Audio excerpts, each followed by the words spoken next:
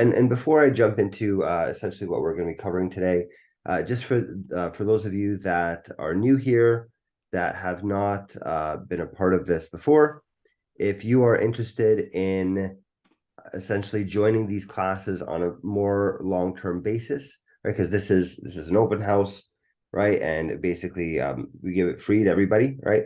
If you guys want to join this on a more permanent basis, you can do that by joining our pro plan. So if you go to lumiwealth.com, it's right up on our main homepage. You'll see pro plan.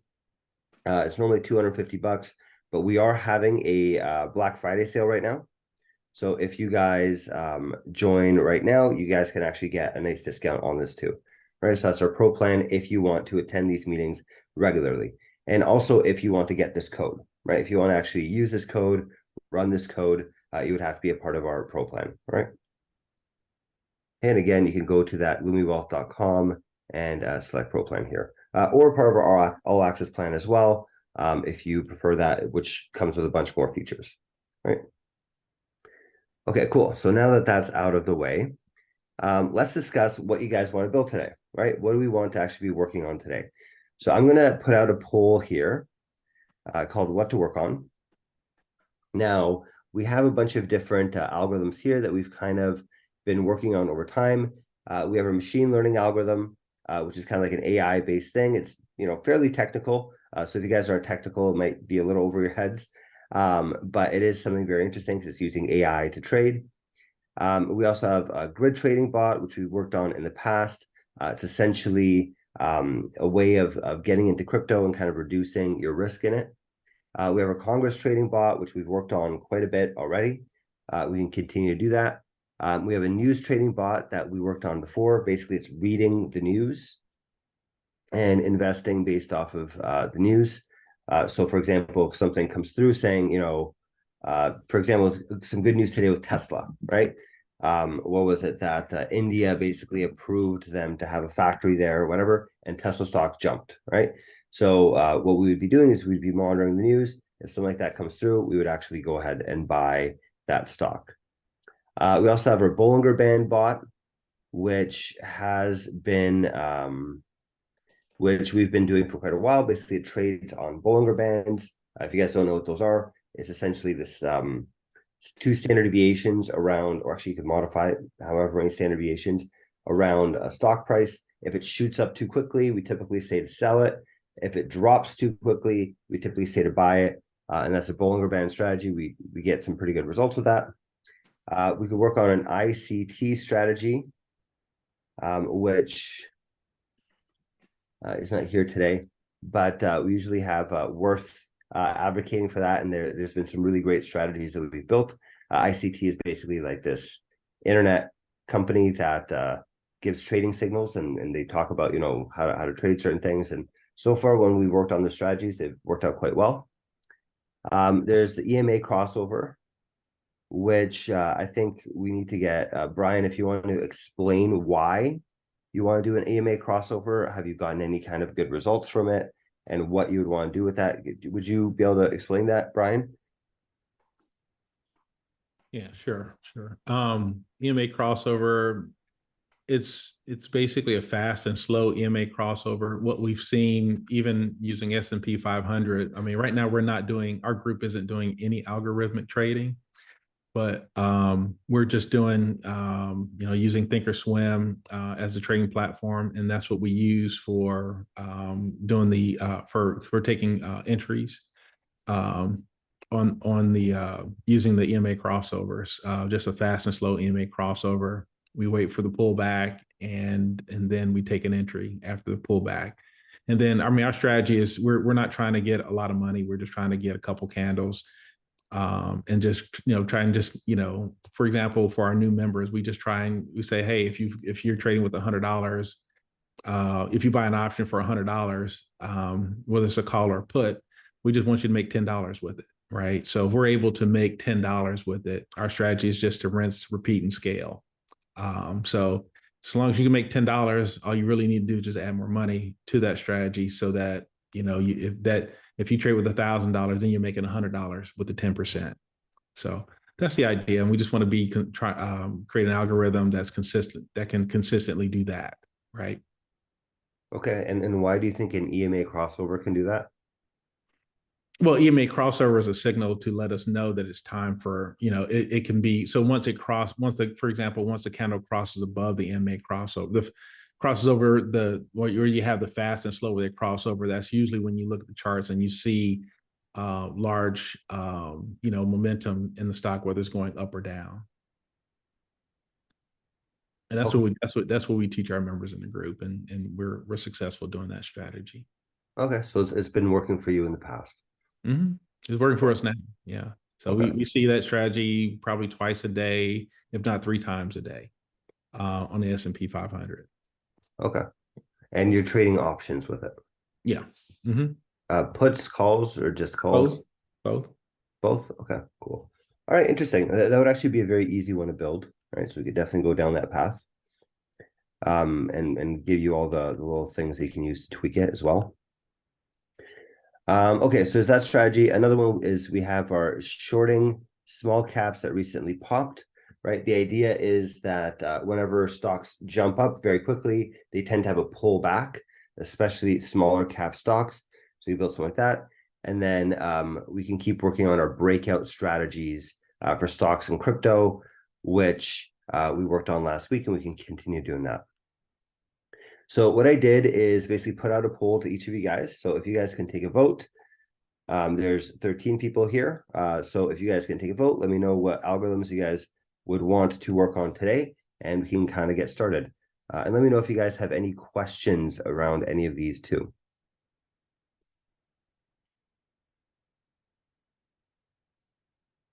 Okay, so we're getting a couple of votes coming in.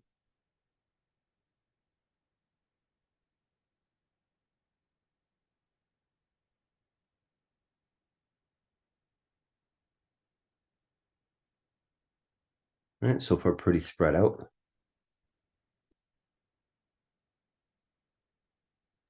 So this is only an algorithm for options? No, these are algorithms for anything, right? So many of these we could use them in all sorts of different capacities. Grid trading is typically used for crypto. Congress trading is usually stocks or options. Machine learning can be for anything. ICT strategies, they're for quite a lot of different assets. Breakouts could be stocks, crypto, could also be options, right? So a lot of these can be different asset classes as well. Okay. I'm just here on the class. I don't even know how to do any of this. So it's like my second time here. So Yeah, that's no problem. I mean, you're not going to be writing any code today. I'm going to be the one writing code, and you can basically just see as it's developing, and you can see essentially what the results are, right? And if you need some help getting it all set up on your computer, we can do that as well, right?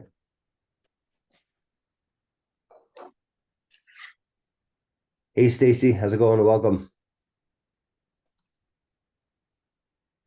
Hey, I'm doing well. Thanks. We put out a poll if you want to participate in what we work on today. Okay. We have 11 out of 14. We're still missing 3 people for a vote. Yeah, I think I canceled that poll. I didn't even vote because I thought everyone had already voted. But Oh yeah, I see yeah, that one just got knocked off. yeah. If you would tell me which No, one what? on, I could add it. I can. I see it. Oh, you see it? I Okay, see it now. Yeah, I could bring it back up. perfect. Yeah, I want to work on the machine learning, but I'm still working on the algorithm on my end. Okay. And I was able to do the notebook, but when I put it into the folder that we work on that runs the test against the other algorithms, I was having issues with that. So I'll have it ready next week, and I'll show it to the class. Oh, sounds great. Awesome. Okay, cool. Yeah, but when I tested it just by itself, it actually beat the random forest. Oh, amazing. That's great. Yeah. Yeah, it's been a hard one to beat You know, I think if we can get better accuracy than that, I think we make Yeah. pretty good money. We combine that kind of predictability with a strategy that makes sense. Maybe something like a martingale strategy or something like that. I think we can make quite a bit of cash doing it. True. Okay, cool. So it looks like almost everyone's voted. There's one vote left. I'm assuming maybe whoever that is, maybe walked away from the computer or something. But I'll end the poll now and I'll show you guys the results.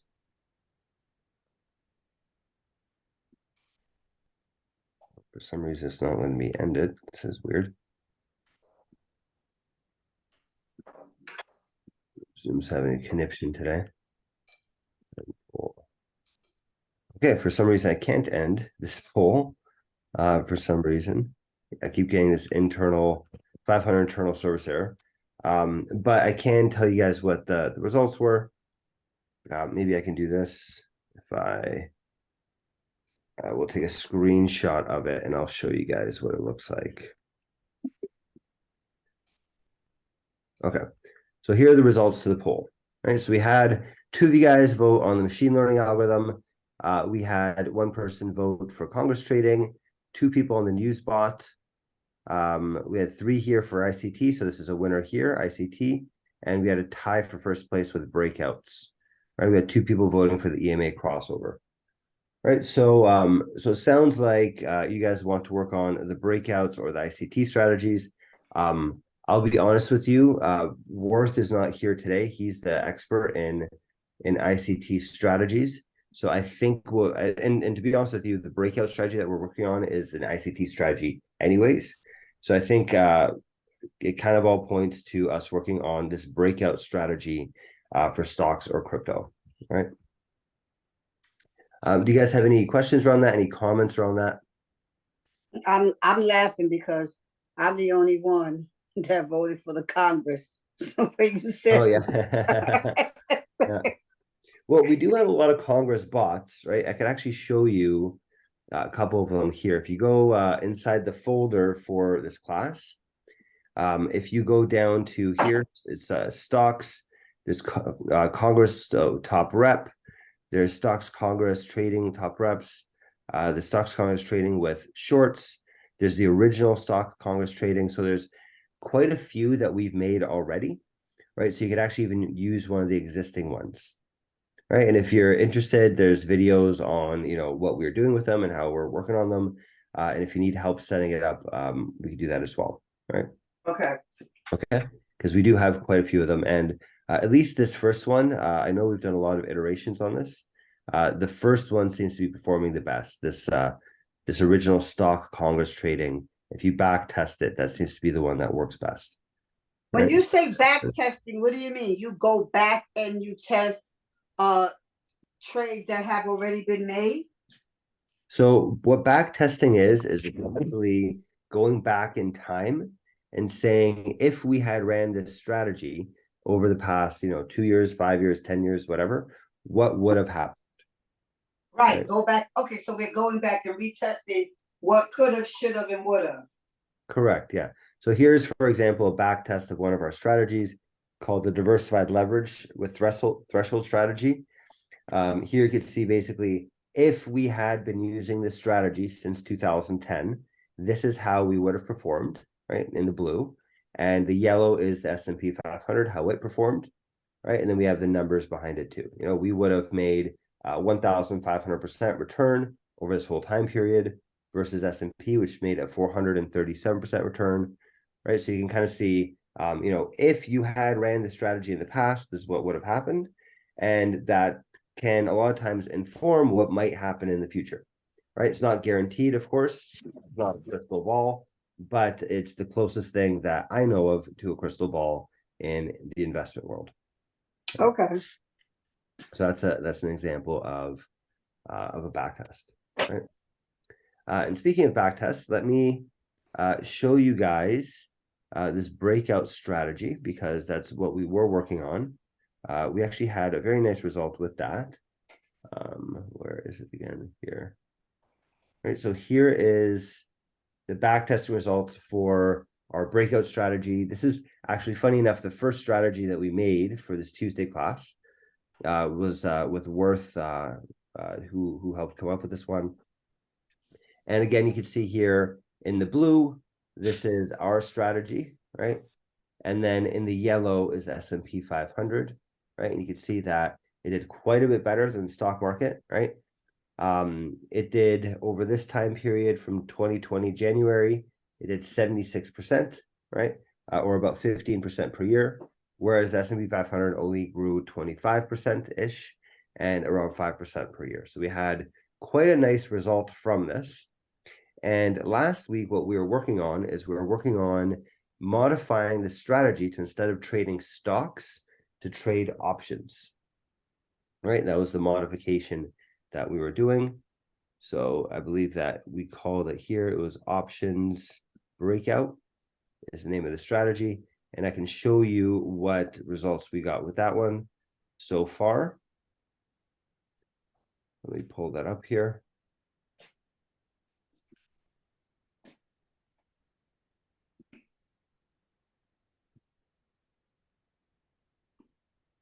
Breakout to the sheet. There you go. Right, this is essentially what it looked like, which to me doesn't look right, because actually I guess it's over a much shorter time period. It only traded from 2020 January to 2020 July, which would have been from here to about here, which really should have seen it actually have a nice jump around this time, around COVID, right? So we saw that this is the COVID drop, this is the recovery, right? And we see it here on this graph, the drop, the recovery. So I think we should have seen a little bit more come from it. So I think we have some sort of a bug, but I can also run this over a longer time period to see how it performs over a longer time period, right? So that's kind of what we were working on last week, if you guys are interested in continuing that. But in general, what do you guys think about the breakout strategy? So maybe I could even explain what it does specifically, right? So breakout strategy, essentially, it's looking at all the tickers inside the S&P 500, right? So it's looking at all those tickers, and it has to meet all of these different entry criteria, right? So essentially, we want to, first of all, check if the stock has been trending up over the past certain amount of days, if it's been in an upward trend. And then number two is that it entered into a consolidation period where consolidation period where essentially it kind of stopped moving and it's just trading in a range.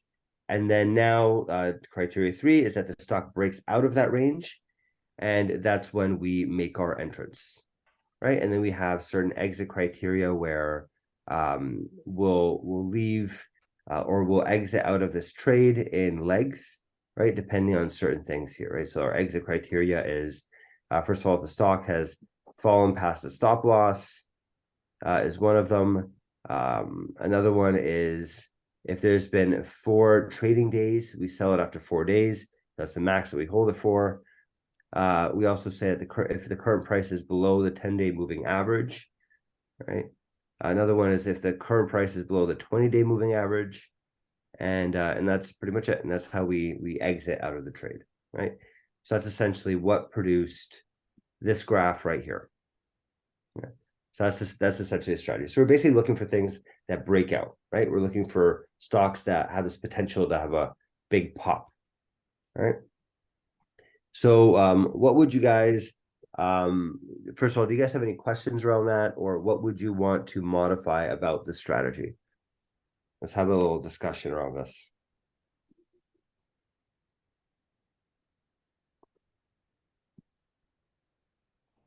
I mean, if it works, I mean, if it ain't broke, why fix it, right? Well, there's a lot of things that we could do a lot better about it, right? You know, some ideas that we had last week was, for example, using options with it, right? That was one potential idea, because this is trading essentially just the S&P 500 stocks, and you know they don't tend to move that crazy. So we're producing like a 14% return here, and our max drawdown is actually very low. So we took quite a low risk doing this. Like, you can even tell by the graph, there's almost no down days, right? So when I see something like that personally, I'm thinking, why don't we add a little bit of leverage, right? We could probably turn Right. 40% into like a 30 or 40 or 50% a year, right? Which is a heck of a lot more appealing, right? That's kind of the idea there with options. I see here Maria saying, what about penny stocks? We could also try doing that too. We could try not just S&P 500. We could try a different list of stocks where we do this. Penny stocks might actually move more. Actually, they usually move more. So there might be a chance that that we can make quite a bit more money with penny stocks, although there is obviously a risk involved in that. All right, I think that's another interesting idea. Thank you, Maria. I think that's a great one. But there's a bunch of different ideas here. Who has some ideas? What do you guys think we can do to improve this? So I got a question, Robert. Which time frame is this looking at? Is this particular code looking at for executing the trades? I believe it works in a minute time frame. Actually, no, it trades daily. It trades daily. So every day at 9:30. So if you want to trade, you know, like do 0 DT, you just change that to like 2 minutes, 2 minute, 1 minute. Is that the sleep time would be one?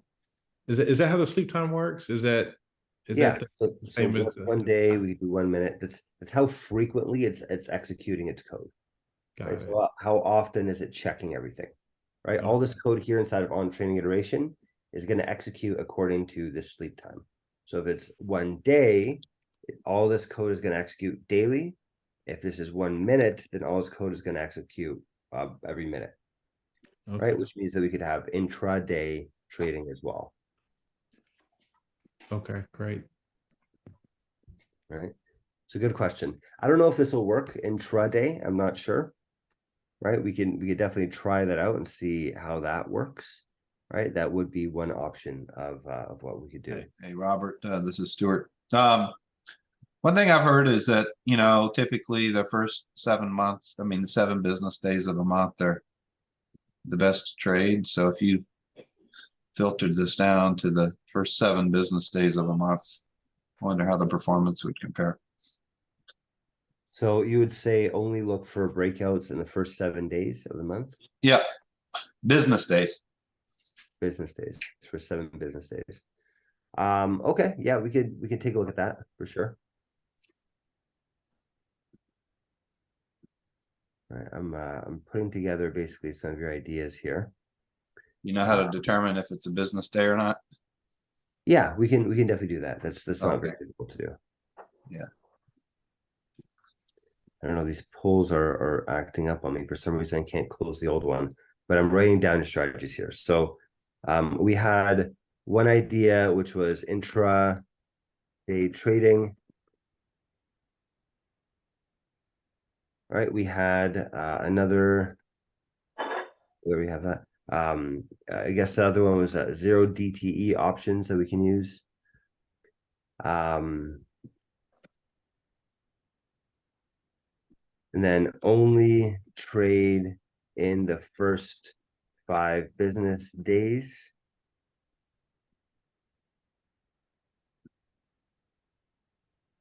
All right. Any other ideas of first 7 business days? Sorry. First 7. Yeah, I'll make that change.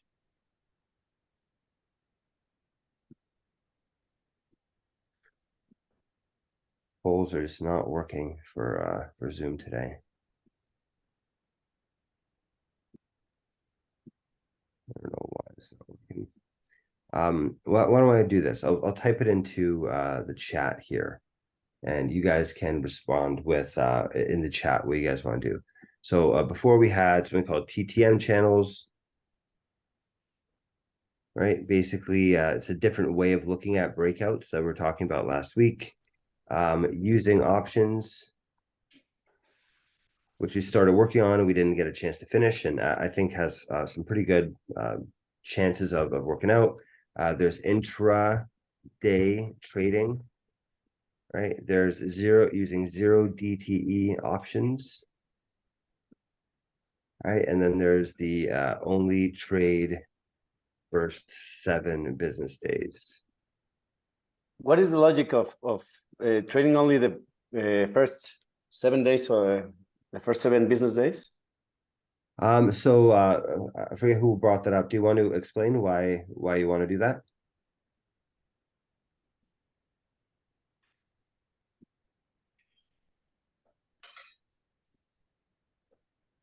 Sorry, I forget who brought that up again. Whose idea was that again to trade just the first 7 business days? No, Stuart. Stuart? Okay, perfect. Do you want to maybe explain why you'd want to do that? It's just that history has proven those are the most profitable days to trade on in a trending market. Okay. So maybe you'll see it, maybe you won't. Yeah, maybe. But it would be useful just to have a filter. You could say, hey, trade only on these business days of the month, right? So right. Yeah, we can definitely do that. I'm also reading some comments here. So Wendell says, if you trade penny stocks, would you have a very tight stop loss like 1%? So there is different things that you can modify here in terms of the exits. So I think right now, what is our stop loss that we're using? We use a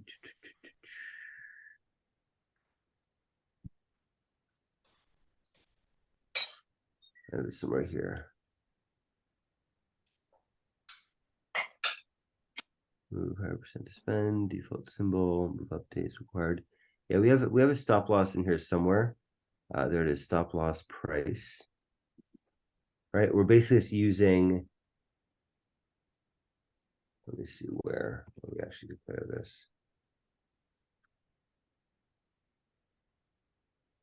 So essentially, we're subtracting out the ATR to use as a stop loss. Right, so we're getting our current average true range, and we are subtracting that from the purchase price in order to place our stop loss. So that's how we're doing it right now. If we wanted to do with penny stocks, we could potentially tighten that up, but I suspect that might naturally happen with penny stocks, because when we calculate an average true range, it's going to be different on each stock and in each situation, right? So we could try using that, or we could also try modifying that. That is an option there, that what we can do, right? And speaking of which, I'm going to put in penny stocks into here as well. Okay, any other ideas that you guys have? I have a whole list of them here typed out. Anything else that you guys would want to work on or change about this algorithm?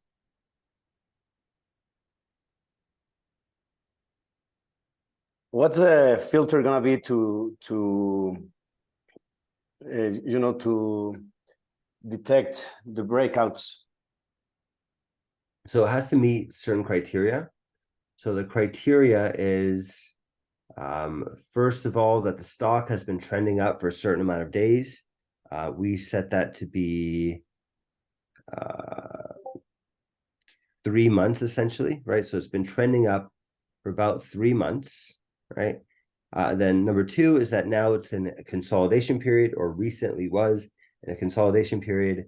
And then condition 3 is that the stock breaks out of that consolidation period, right? And is now heading in an upwards direction, right? And then that's when we enter into the trade, right? So it's that the stock was trending up, but now it's been consolidating and has broken out of that consolidation. That's essentially what we're looking for. Okay. Right. Cool. All right. Okay, so let me post all these things here. So I put it into the chat. We have 1, 2, 3, 4, 5, 6 to choose from. Let me know what you guys would want to do. Just type into the chat, type in the name of the thing that that you'd want to see, and we can tally it up and get started.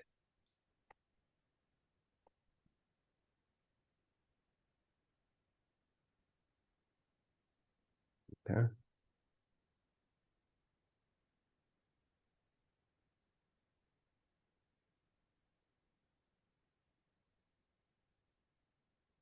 Okay, penny stocks, we're getting a mixed response so far.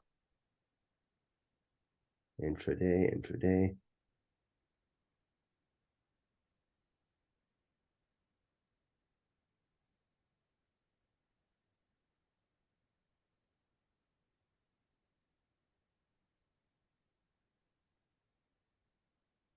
Okay, so we got 4. There's a bunch more of you guys here as well.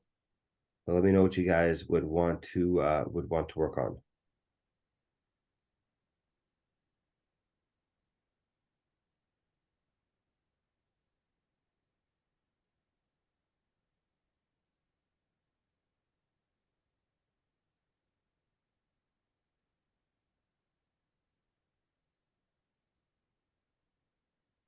All right, okay, we got another one here from Tarsha, intraday and 0 DTE.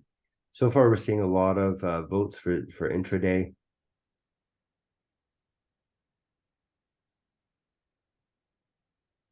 Okay, if you guys want to vote as well, right? We still have a few more people that haven't had a chance to vote. We have more intraday.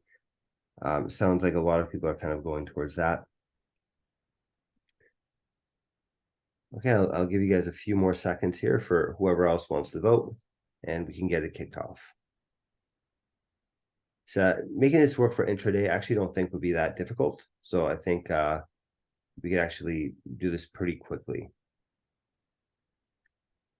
Intraday. Okay, all right. So it sounds like we've got a lot of intradays. So let's get started with that. I think we have enough votes in that direction to say to work on that. Okay. So what I'm going to do is I'm going to create a new file here. I'm going to call this stock breakout strategy intraday. Okay, so essentially the same name as what we had before, just so we have a different file. We keep these things separate. All right, so we'll call it stock breakout strategy intraday. And I'm going to copy over what we had here.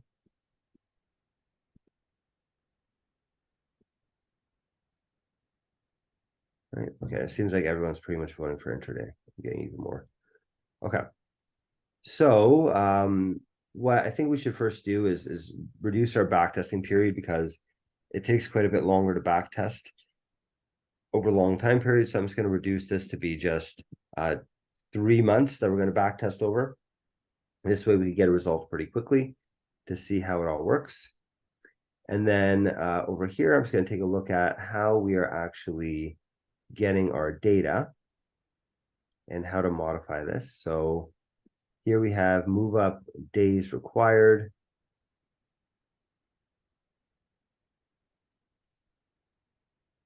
Okay, so essentially I think we would have to change everything from days. So I'm going to change 1 day to 1 minute. I'm going to change where we get our data, which is somewhere in here. Those are conditions.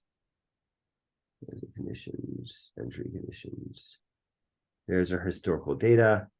In this case, we're getting day, right? So I'm going to switch that over to minute, right? So we could say that the symbol has been trending up for the past few minutes and then consolidated, and now it's shooting back up again. This would be kind of interesting to see what happens. And I think probably everything else kind of stays the same. I don't know if there's too much more that we need to modify. Just thinking this thing through here.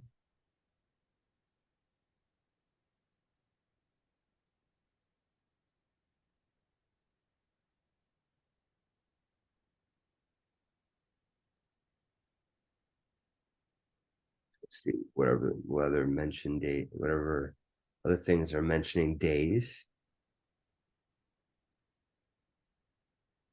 Days, there's a lot of mentions of it, right?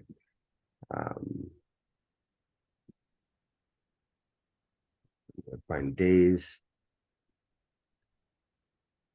Replace it with minutes.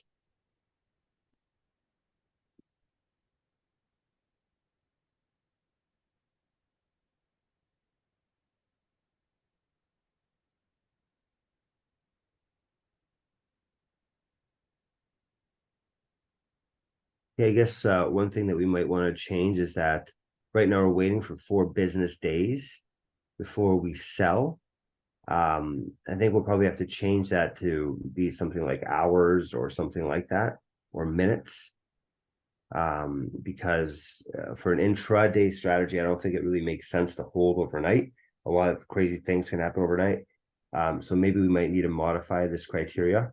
This is our exit condition 2.1, where we say we wait for X amount of business days. So maybe we should make a change here. We'll say, how would you guys want to change this? Would you want to hold on for a few hours? It's right now on the daily, we say we wait for 4 days, and if 4 days have passed, then we sell off a part of our position. I think we sell a third of our position when 4 days have passed. What would you guys think? Do you think, waiting for 4 hours, waiting for 40 minutes or something like that? How would you guys want to modify this?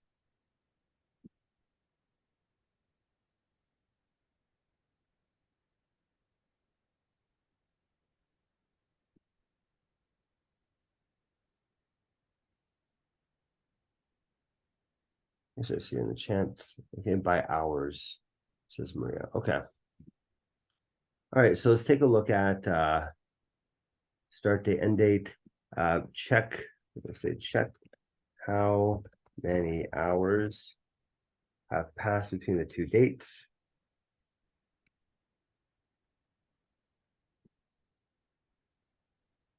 We call this hours passed.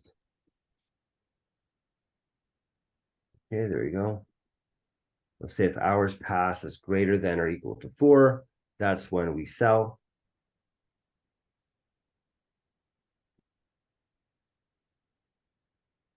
So Wendell asks, would you do your trade in the more volatile part of the trading day? We don't currently have anything that prevents that. Right now, I'd be trading the entire day. There'd be nothing stopping it from trading. I think that the mornings are usually kind of the more volatile, and just before closing, things tend to get more volatile. So we don't currently have anything that restricts that right now, no. Is that something that you'd want to see, Wendell? Is that something you're interested in?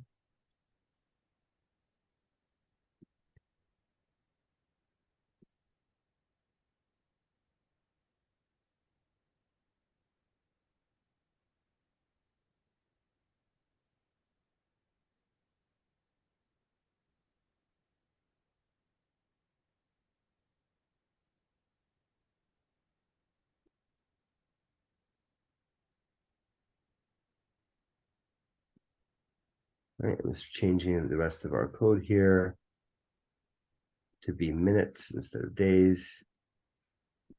Okay, I think that should pretty much be it. So Wendell says, so just wondering if it would help. I'm not sure, Wendell. Maybe it will, maybe it won't. We could probably try it. You can see basically what happens there. Right, but we've made this change now, so why don't we actually run this and we'll see how it's working out. So what I'm going to do is I'm going to put in a bunch of what we call breakpoints all over the code. That's basically going to let us see where in the code we are and what is happening. Right, this is a coding trick here, putting in breakpoints. We'll run it in debug mode so that we can understand what is happening. Right, I'm just setting those up here, and I'm going to run this in debug mode.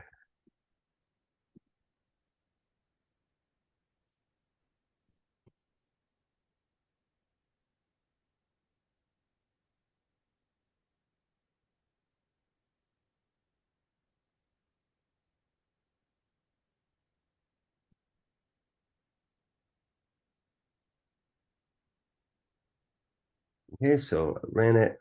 There's some sort of issue that happened here. Let me take a look at what this was.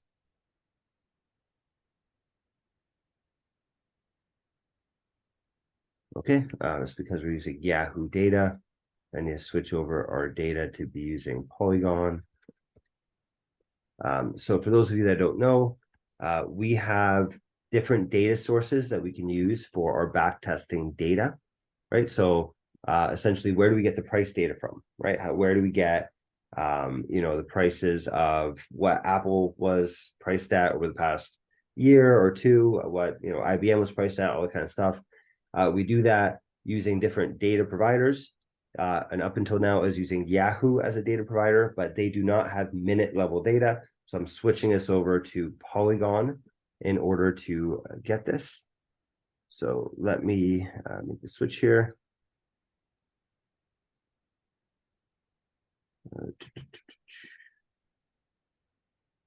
With Polygon, you need to get an API key and all that. So I'm just setting that up here.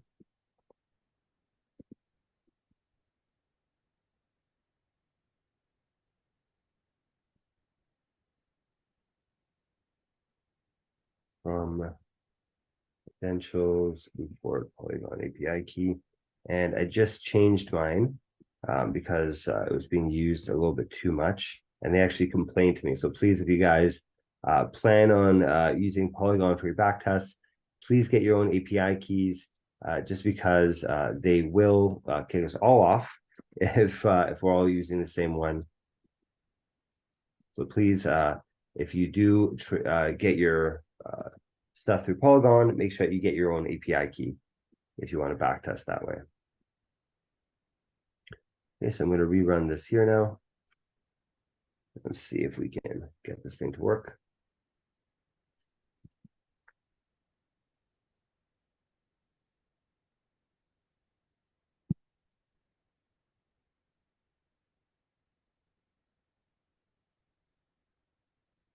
Okay, import that from credentials. It seems odd.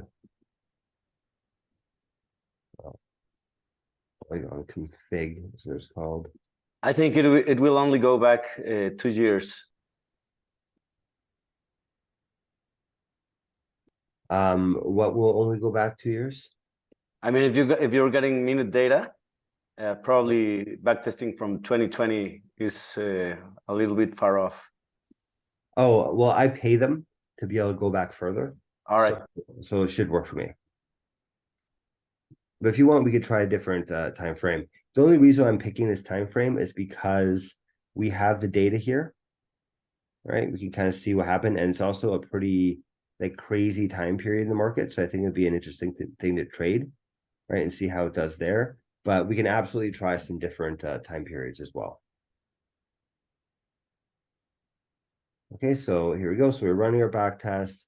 We're looking at now, so we're analyzing each symbol at a time. So we have our list of symbols, which is all of these here, MMM, you know, LTN, Google, Amazon, all these different tickers, and we're starting with the first one. We're looking at MMM, which I think is 3M, the company, and we're checking, is it going to meet all of our criteria, right? So first criteria we check is if the stock has been moving up for a certain amount of minutes, right? So the percent move that we need is at least 30%, which maybe we want to change because that's that makes more sense for a couple of days, but I don't know if that's feasible within a day. Maybe we should change that, right? But we could say that's what we're looking for. The beginning price is 175. The end price is 177. So end price is greater than the beginning price, right? But it's not going to be different by that 30%. So let me change that. I think maybe we should change this to like maybe a 2% or a 3%, something like that. Would probably make more sense rather than 30%. Right, so let me restart this here.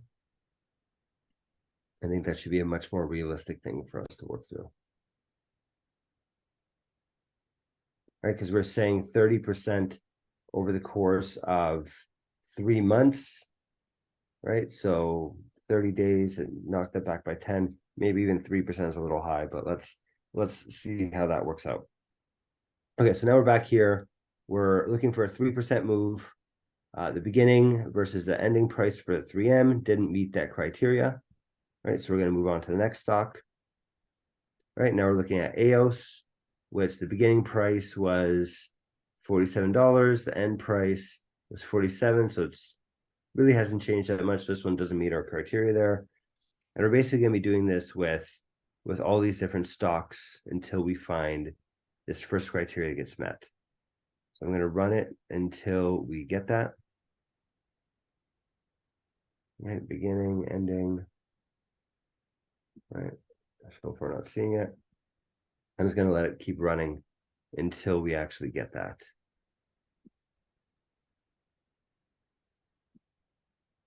Now, the first time that we're running this is taking a little bit longer because it's downloading all this data for us from Polygon and storing it on my computer. So the first time around always takes a little bit longer, right? But the second time and third time that we run this will be much faster. So right now it's just looking for a stock that meets that criteria, that basically it's been up it's been up at least 3% over the past 90 minutes is what we're looking for. Let's try to find a stock that meets that criteria.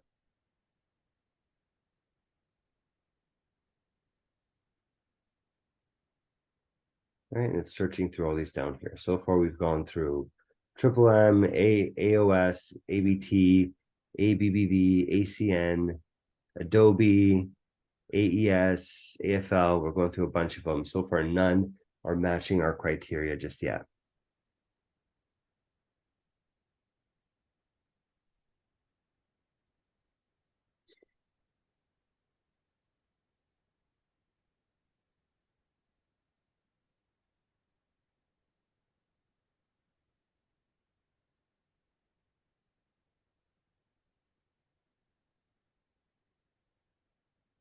And I'm wondering whether that's too small of a move. It's 3%. Or too big of a move, I should say, because none of these are actually being found.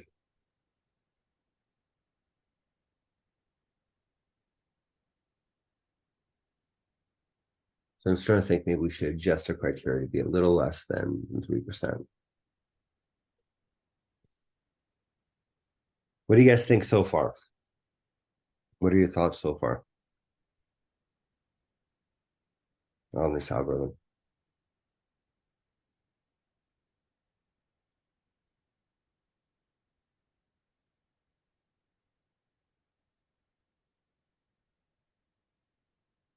Okay, don't talk all at once. Yeah.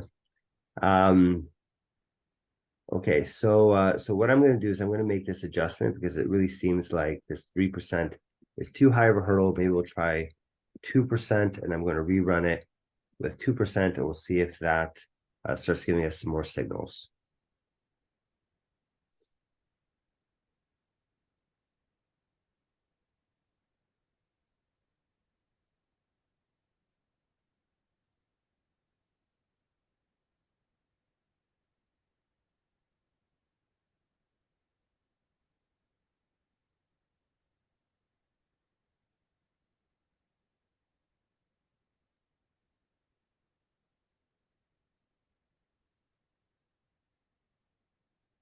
So even 2% doesn't seem to be happening just yet. As you can see, it's going a lot faster this time around.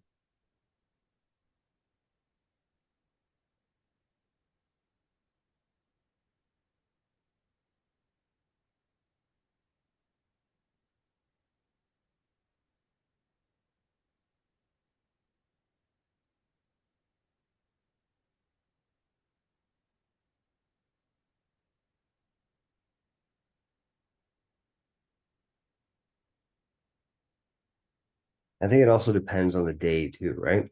There will be days where we'll see these big run-ups, right? And there'll be other days where the market's either down or flat. So I think that's going to make a pretty big impact for us as well.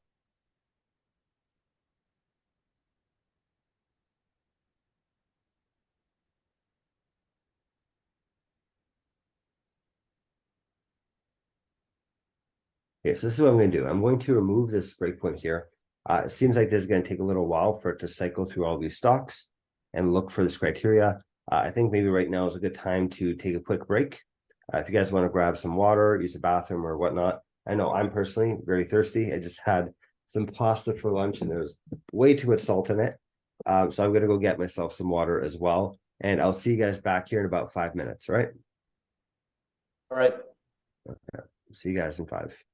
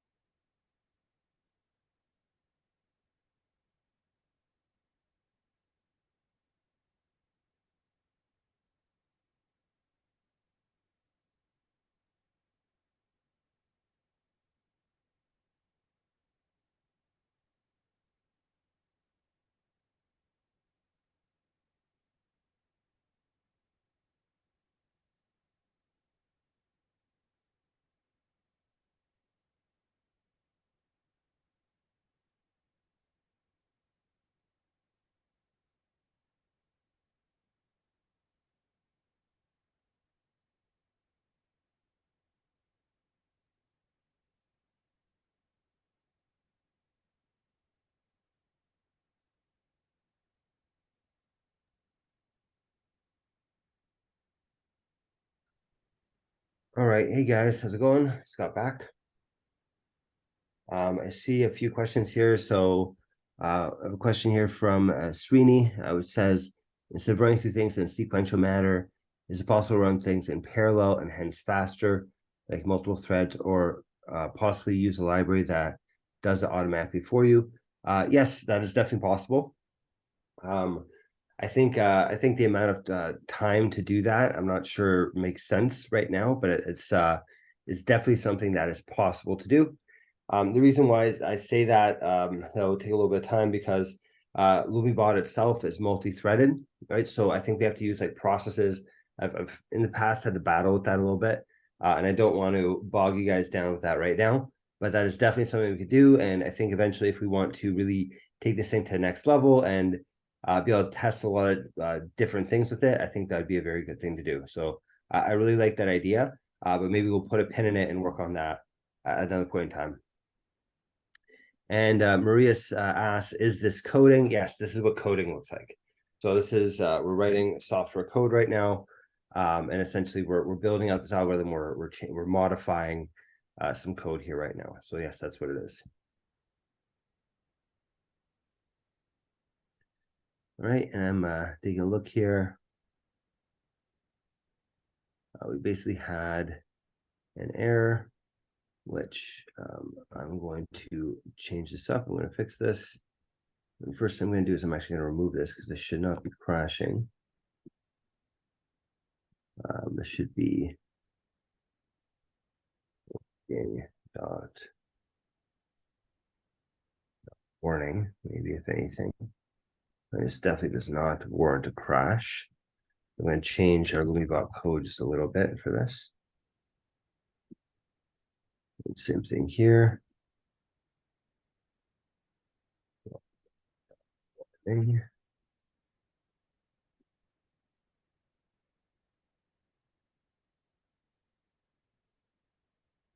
So we're gonna release a new version of LumiBot, but for now, what I'm gonna do is I'm gonna put a little try except thing around it in our code.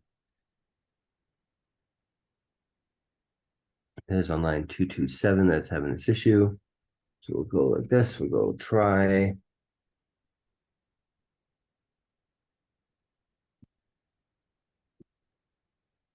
Except.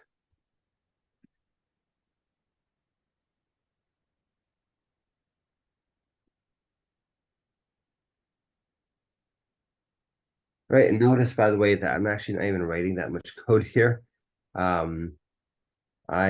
basically just tell it what to do, right? I put in like a nice little comment here, and it's actually writing a lot of code for me.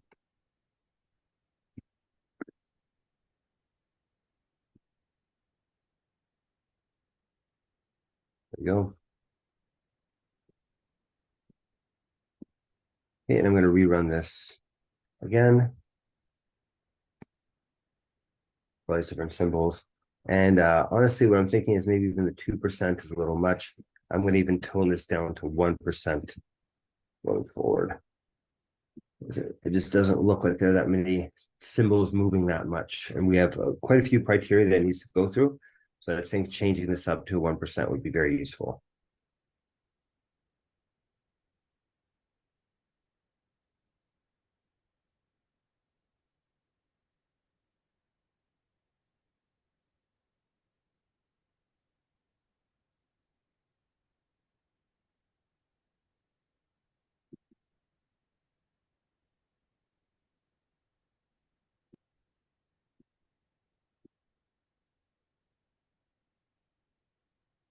A few more things I'm also noticing that need to be minutes instead.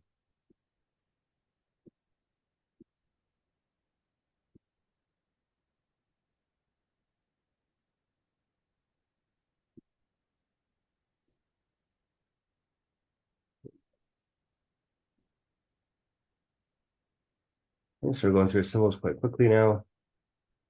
And none of them are seeing this 1% move yet.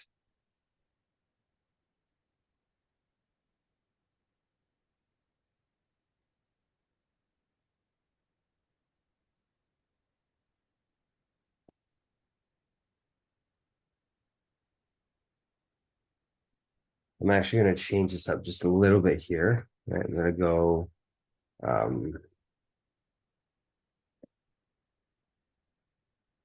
difference, just so it's a little bit easier.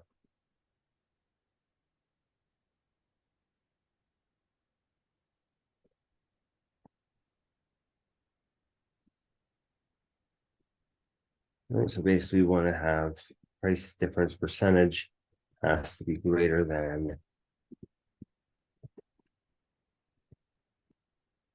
so this will be a little easier for us to read this going forward. And my feeling is that there's probably a down day in the market that it's going through. So it's taking a little while to find a stock that actually popped during this day.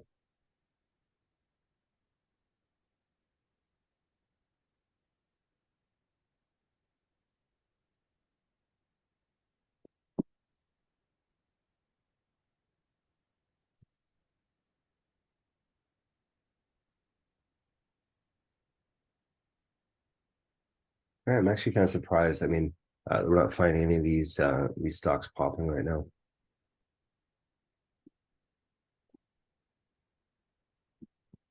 In the meantime, while this is running, I'm also going to get this set up because we did a breakout strategy for options as well.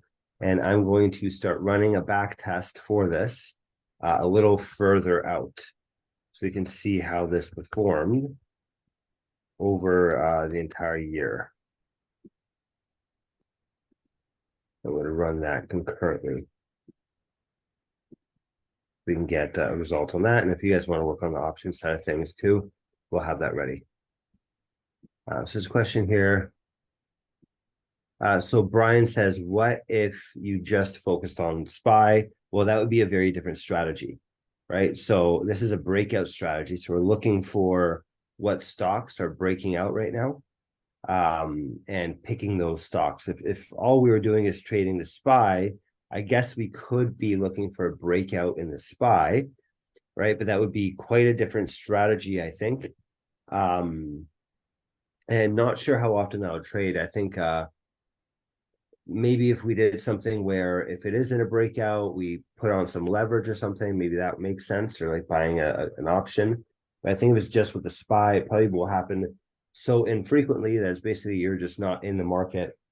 But I think maybe if we did that with options or something like that, maybe that could work, right? This sounds interesting. I know people that have built strategies kind of like this, just following a single symbol and bought options on it. And I've seen some pretty good results in the past with that. So maybe we could try that out if you'd want to, Brian. It would sure as heck move a lot faster too, because it's going through a lot of symbols here.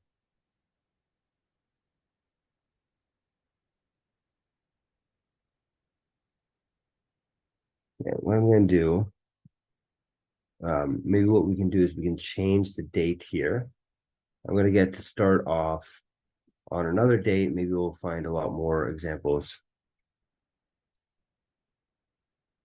So Brian says intraday trading. I mean, that's what we're doing right now. We're doing intraday trading. The period we're testing on is exactly where the COVID Yeah. drop was. Yeah, exactly. Well, this is just like the first few months before it. I think the big drop happened in March. So this is right around that time period. Yes, exactly. Yeah, it happened I think from February 20th. Oh, from Feb 20? Okay, yeah. Yeah, so we'll definitely be back testing over that time period. Which is kind of I did that on purpose because I want to see how it would perform during that time period. All right, yeah. Yeah. Okay, so what I'm going to do is I'm going to move the dates. I'm going to move it to maybe January 3rd or maybe January 4th. It seems like maybe just the day that we're doing is not finding it too much, right? Or it's not finding this. So I'm going to shorten our time frame and I'm going to run it starting January 4th instead of the 1st. Maybe we'll find some better things there because it seems like we're going through all these different symbols and none of them seem to have this type of pop, and it could just be that day, right? It could just be a day like that. All right, so let me take a look here. Let me restart it.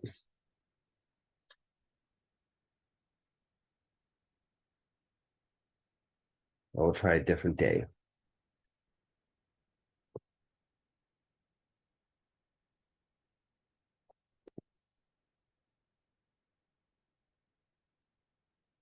Okay, so here, so we're looking at what symbol? We're looking at MMM, so 3M. This is on this time period basically was flat. And we'll go to the next one. Next symbol, this one is up about 0.5%. That almost crossed our threshold.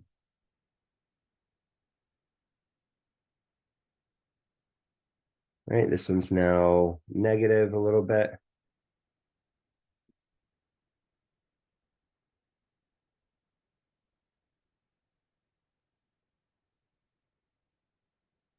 Right, it looks like we're having a bunch of stocks here that are having slightly negative days.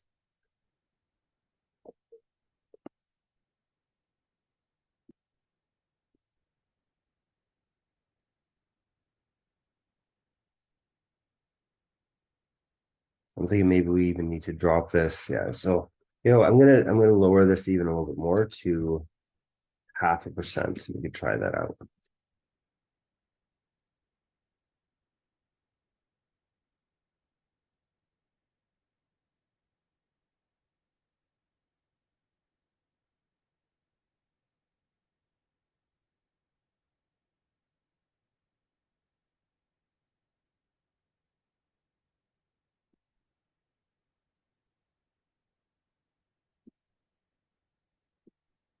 There we go. Okay, so we found one stock finally that broke through that first criteria. So now the next criteria is to check if the stock is having lower highs and higher lows. So this high start should be greater than that one. It's not. This low start should be lower than this one, which we don't get yet, but I don't believe it is. Right, so we move on to the next stock. But at least we're now getting some passing our first criteria. So this is good. So let's let this run a little bit. I'm sure we'll find another stock that matches that criteria pretty shortly. It only needs to have moved up 0.5%. If you think about it, that's actually quite a bit. 0.5% in 90 minutes. That's a pretty big move, right? So maybe that's why we weren't finding it for like 1%, 3%, because it's quite an extraordinary move up. A 1% in 90 minutes. 0.5% seems a lot more likely.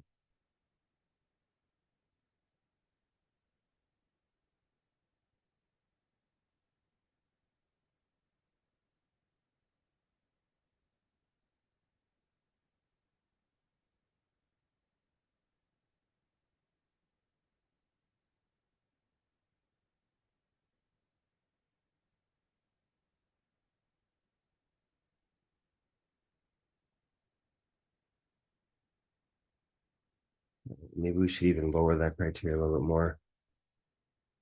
At least 0.5% was making some sense. Or at least it's doing better.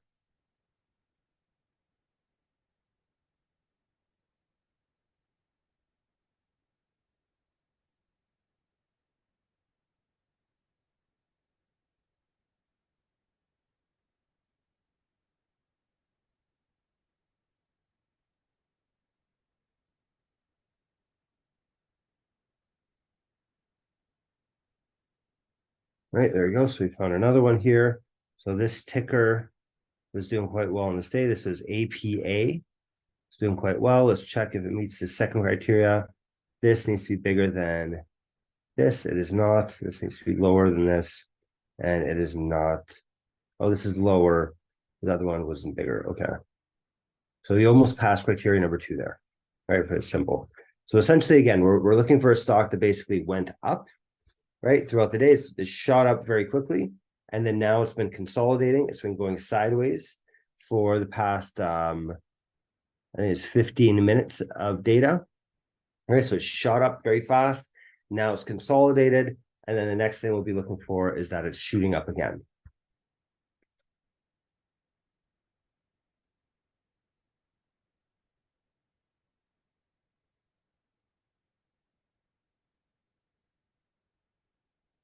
All right, okay, so we have another stock here. It's a potential candidate. This is the symbol BKR. All right, let's see if it, so it has been shooting up during the day. Let's see if it's in a consolidation phase. This is 59. Nope, it's not in the consolidation phase. Seems that finding this second criteria is proving to be more challenging, right? Which makes sense. You know, it's like a filtering mechanism, right? We're searching through all of these stocks. We're saying, okay, which one matches our criteria?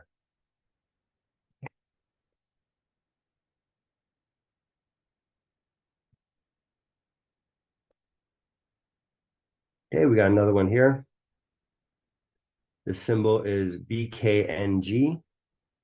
Let's see if it matches this criteria. This is 2064. Nope, it doesn't match that criteria. Okay, but we're finding a decent amount of them now, which is very good.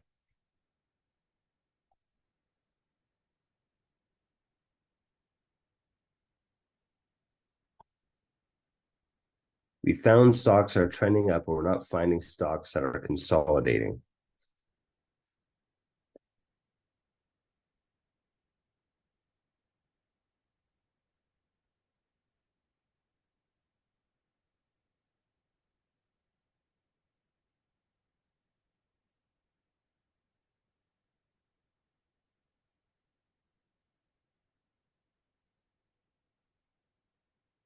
And again, we're going through all these tickers down here. There's quite a few of them.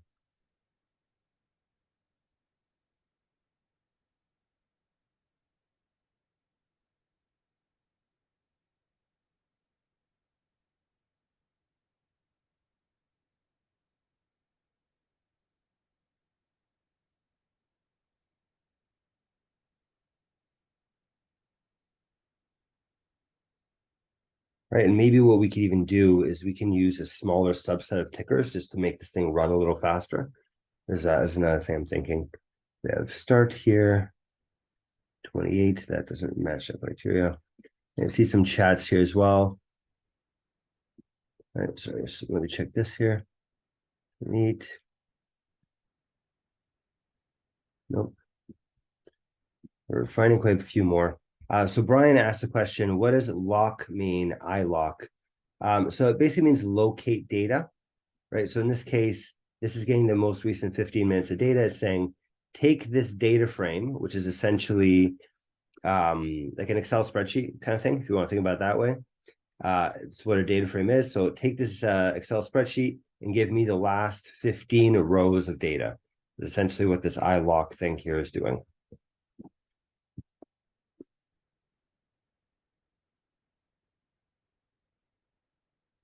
Okay, so here's another stock.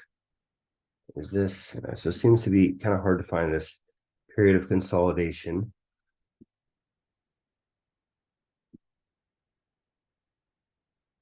And Brian says 15 rows equals 15 minutes. Yes, that is correct, Brian. So 15 rows of data because each row is 1 minute. So it means 15 minutes of data. That's correct. So we get the last 15 minutes, right? So in other words, again, we're getting basically, in this case, 90 minutes of data, and it's been up 0.5% in that 90 minutes.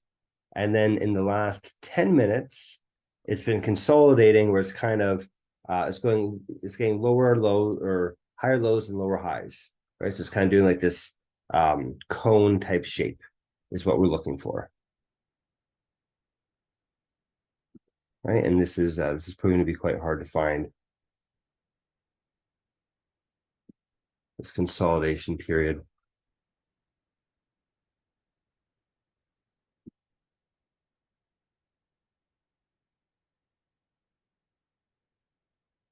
So what I think I'm going to do is I'm going to reduce the amount of stocks that we're looking at so we can run this a little faster.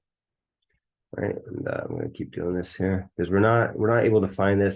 And I have a feeling that if we go throughout the rest of the day, but because we're just going one stock at a time, it takes a while to load everything. It's taking longer than it should. So I'm going to change this up. We'll say only keep the first, let's say 50 tickers.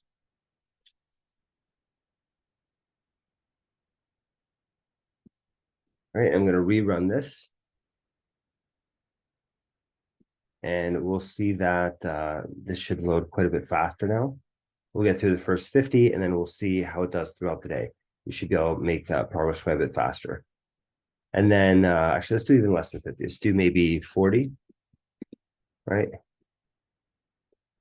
That way we can get through this quite fast, and we can first see if this strategy is working. Is it doing what it's supposed to do? And then we can later on add all 500, and presumably that would make it do even better, right? So give it more opportunities.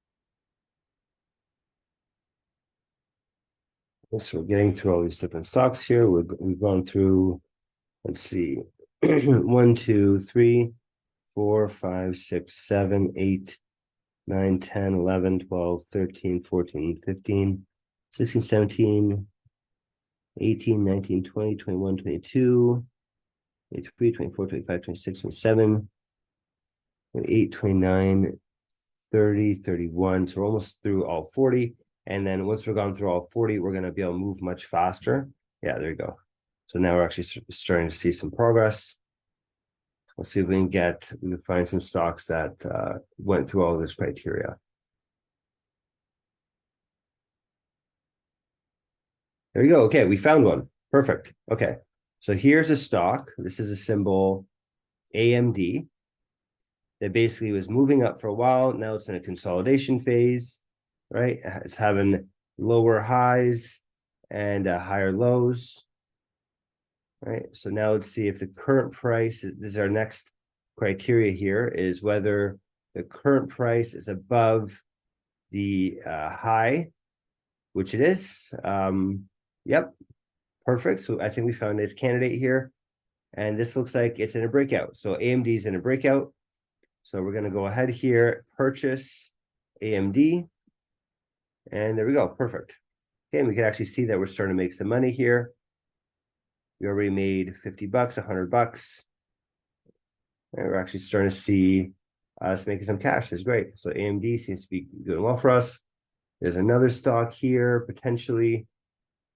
Amazon seems to also be going through a breakout during this time, potentially. Is the current price above the high? It is not. Okay, so it's not in a breakout. Okay. There's another one. Is this in a breakout? This one is in a breakout. And what stock is it? It is Amazon. So it wasn't the first time around, but now it is. So Amazon's in a breakout. So we're going to buy ourselves some Amazon stock. Boom, there we go. And now our money's moving around quite a bit more.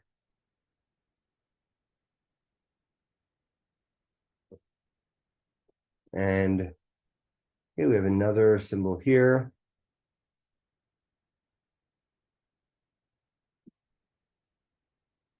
This one is ALGN. Not sure what that stock is, but there you go. That was in a breakout too. So we're starting to get a bunch of these. Okay, so we're starting to find these. And we're slowly starting to make a little bit of money. Right, so we're making a bit of money on these breakouts so far. Nothing too crazy yet, but a couple bucks. I guess trending out down a little bit. What I'd like to see is if our exit criteria is working properly as well.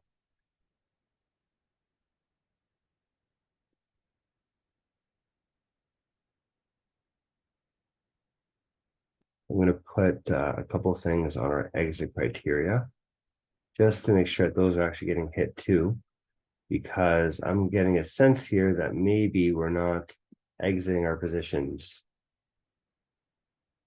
And here's another one.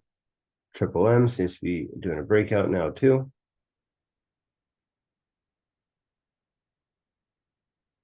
Okay, and then here's where it sells.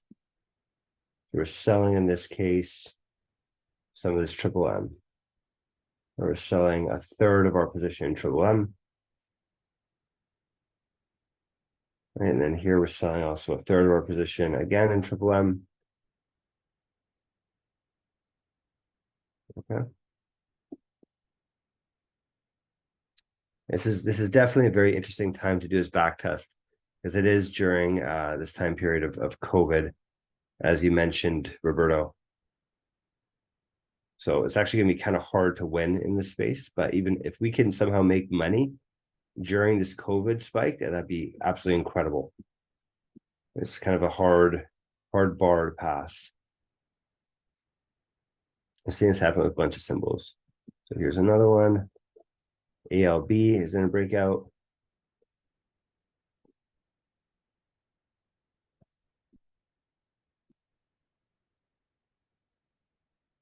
ALB.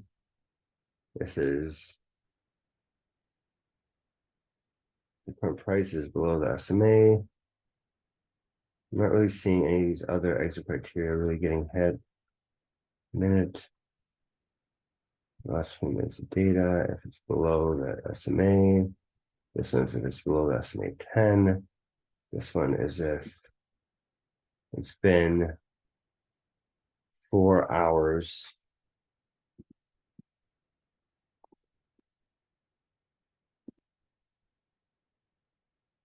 Right, and then here's another one as well, when we hit our stop loss. Okay, so we're exiting this position, we're exiting ALB. We're exiting Amgen. Okay, so this looks like it's working, right? So we're hitting all of our exits. We're actually entering into a bunch of stocks. So I feel confident that we could actually just run this algorithm, but maybe we run it over a time period that isn't as crazy as this giant COVID drop, right? So maybe we'll pick a better time period, right? I think maybe, yeah, so I'm just gonna let this run.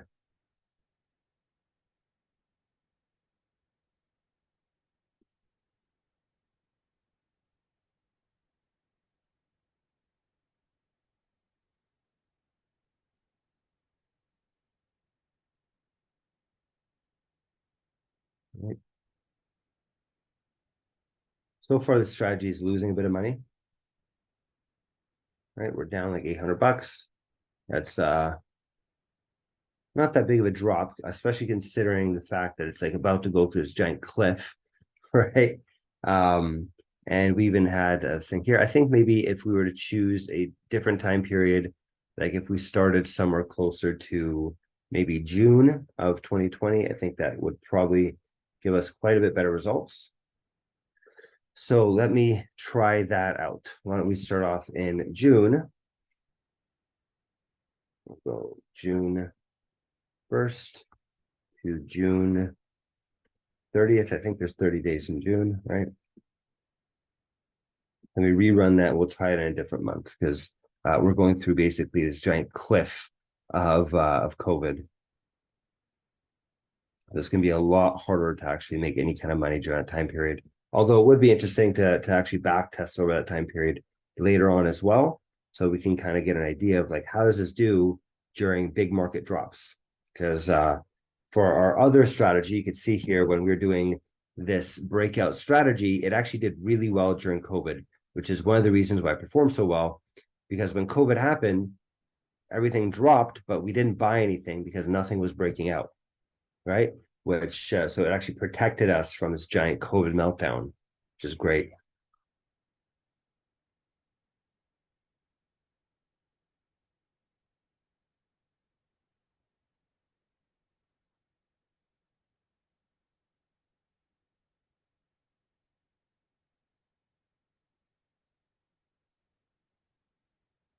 So it's just downloading all these tickers again now.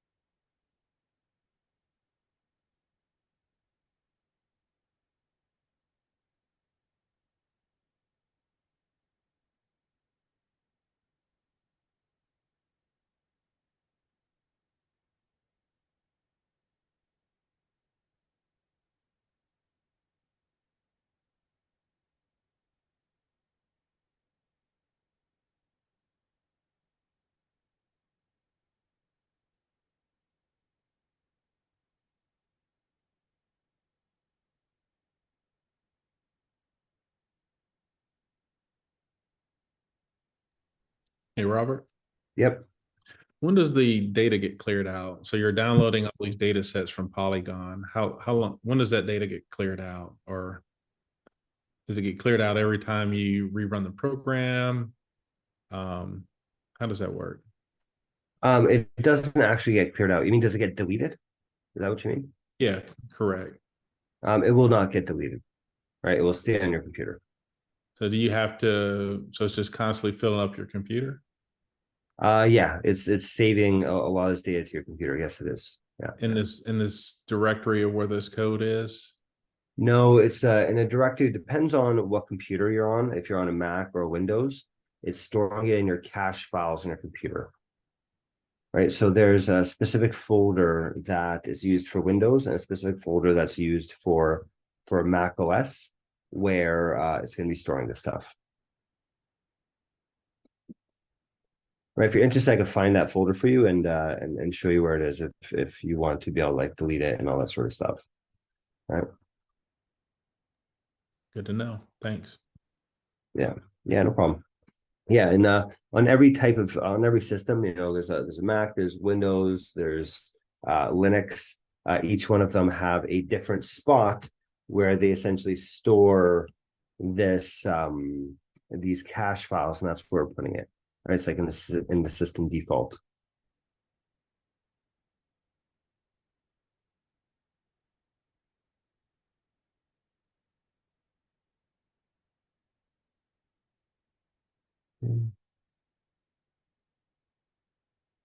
We're just downloading all these symbols for this different time frame right now. We're almost there.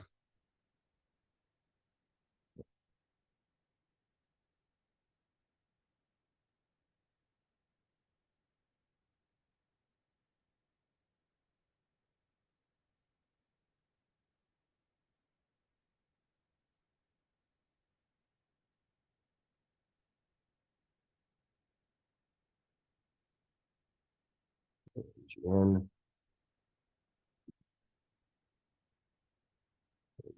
APH, ADI, then ANSS, and then we're off to the races.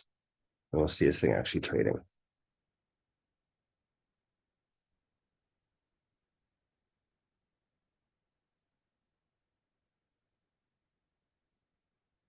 Okay, there you go. So it looks like place the trade. Right, we're starting to move around a little bit in terms of our money.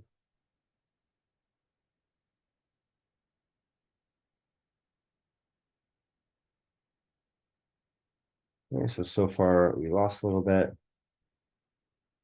Let's see what happens here.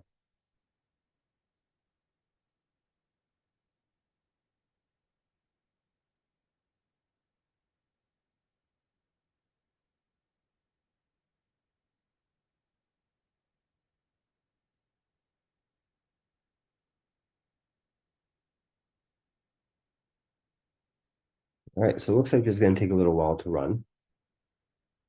Right, so far it's been losing a bit of money. It's down about $1,000 so far. So far, honestly, this intraday stuff, I'm not really seeing too much of a benefit from it yet. What do you guys think? Would you want to modify something? What are you guys thinking so far in terms of the strategy? you could watch basically a ticking here, right? We started off at $100,000, and this is where we're at right now. It's basically like going minute by minute, updating these prices, right? What do you guys think about this so far? What would you want to modify? Would you guys want to even try something a little different, as opposed to doing the intraday breakout? What are you guys thinking? Let me know what you guys, what's going through your heads.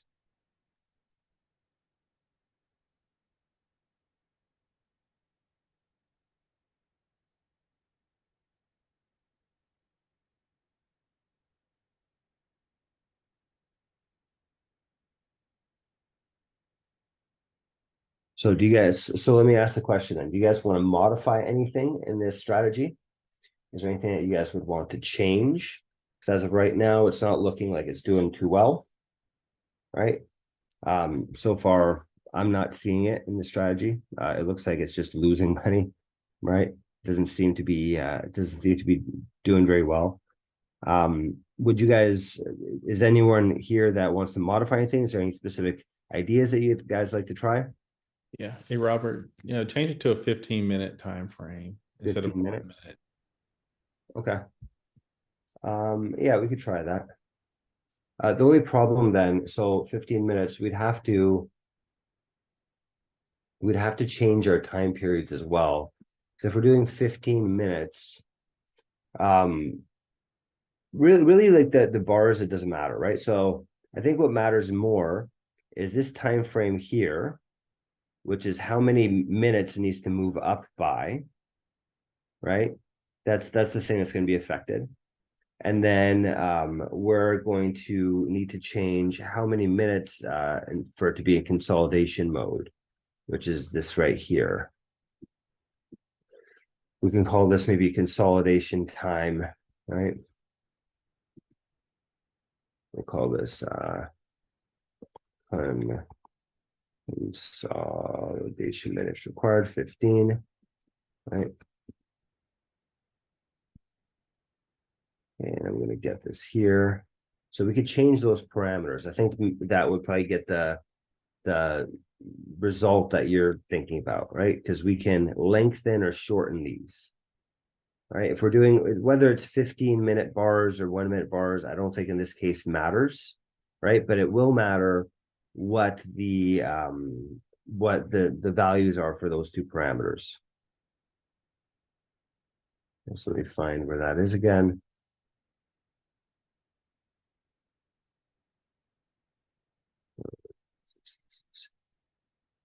Criteria 2, criteria 1, 2.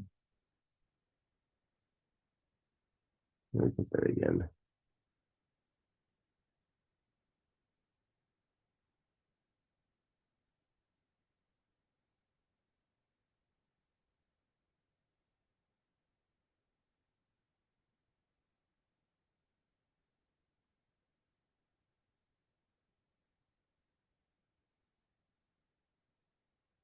So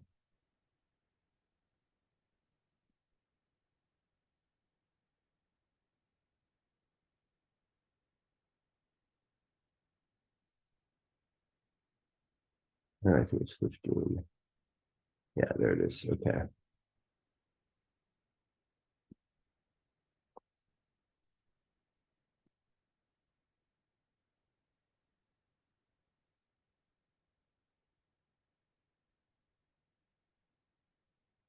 Yeah, this thing is basically trending straight down. So what exactly would you want to change with this criteria, right? So you want to make them longer, right? So instead of 90 minutes of going up and 15 minutes of consolidation, you want to change that to something else. What would you want to change that to, Brian? Now I think yeah, I mean, look, we can try that. I mean, I'm in my mind, I'm just thinking, if we're looking at let's say once it breaks out after 15 minutes, like after it does the consolidation and it breaks out, then instead of looking at the 1 minute time frame, we're giving it more time to kind of work, to make gains. That's what I'm thinking. All right. So once it breaks out, you're not looking at it from a 1 minute standpoint. You're looking at it maybe from a 15-minute standpoint to allow it to do some, some pullbacks or run ups. That's what I'm thinking. So you mean after it's already been in a breakout? Yeah, Or- after it breaks out, you get into the trade, and then you hold it for you evaluate it again in 15 minutes to see if it's greater than the initial value, or some, something like that, greater than the breakout value or something like that after 15 minutes. And then if it is after 15 minutes, then you can kick out the trade. Okay. So I mean, I guess an easy way to do that is we just change our time frame to be 15 minutes. We're just doing analysis every 15 minutes instead. Is that kind of what you mean? Yeah, I think that's what I'm thinking about. Yeah. Yeah. Okay. All right. So let's try that out because this is not working out too well intraday so far. It works very well on this day time frame, but maybe the intraday, I'm trying to think maybe it's not the best strategy for that.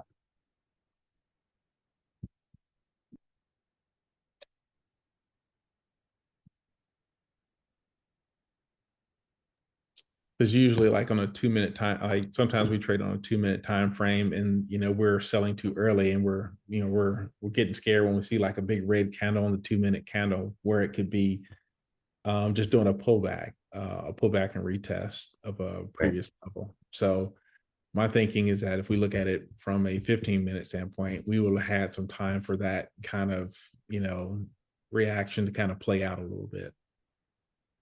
Okay, that makes sense.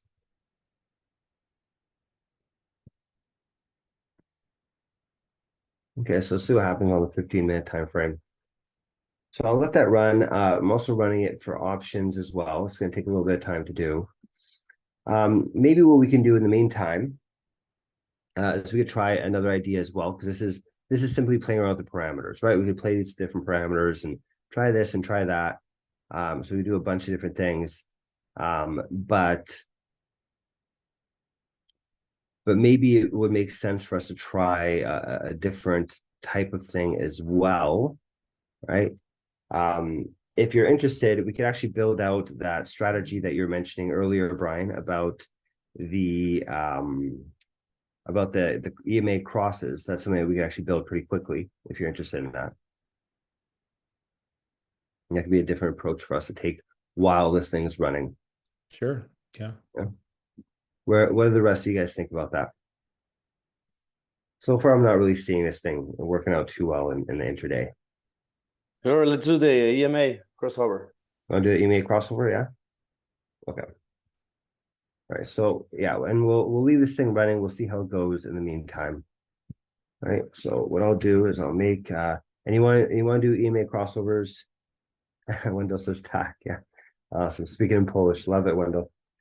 Okay, cool. So let's try the EMA crossover. I think we have more evidence to say that that's going to work, right? Because this breakout strategy, we're kind of just experimenting here. So far, it doesn't look like it's very interesting to me, to be quite honest with you. It looks like it works well in the daily time frame, but on the minute time frame, not so lucky so far is what it seems like. All right. But Brian, you said you actually have some success with these EMAs. So why don't we do that, right? And you're saying that you're using options to do this? Yes. That's correct. Okay. All right. So let's go options. I'm going to call this options EMA crossover. .py.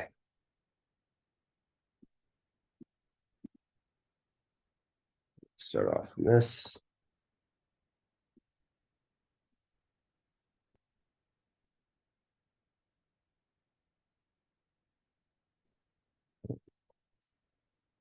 Options EMA crossover. Okay, and then I'm assuming this is just going to be for one symbol. Is that correct? We're just following one symbol at a time. Yeah. Okay. SPY. Yeah, SPY is fine. SPY is good. Okay. And then what would be some other things that we want to pay attention to here? I guess what is the length of the EMAs? You can do like a 9 and 34. A 9 and 34. And this is what, minutes? 9 minutes, 34 minutes, or 9 days, 34 days? Oh, no. I was saying, so there's a fast and slow EMA crossover. So the fast EMA would be 9, the slow would be 34. So That's how- 9 what? 9 minutes, 9 days. Oh. I mean, we were doing intraday. But you can do it daily. Daily would be fine. Well, what is the one that you get most success with? I mean, we're doing what time frame? I mean, 5 minute time frame. Okay. So 9 5-minute bars.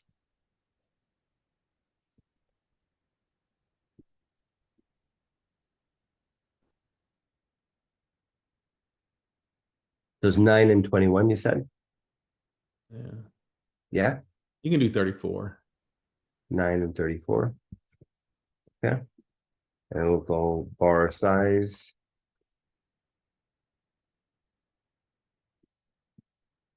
Do 5 5-minute bars, right? Okay, so I think that's good there. We'll get started with all this. So let me delete all this code because this is from our other strategy.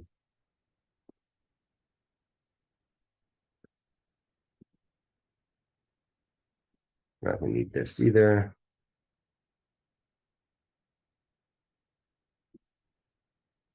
This. Give me this. Yeah. All right, so we have, there you go. Okay, get the parameters. Okay, so we'll get the symbol, we'll get the fast EMA length, slow, and the bar size. Right, and then we'll get the current time because that could be useful.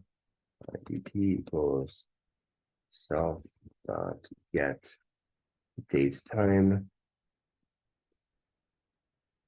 and then we'll go get historical data. Right, the historical data is going to be get the length of historical, which should basically be the slow EMA times the bar size,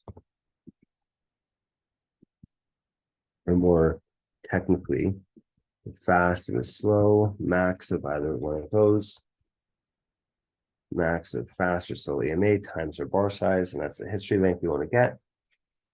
We'll go data equals self dot get historical prices. We want to get the symbol, and then the length, and then minutes.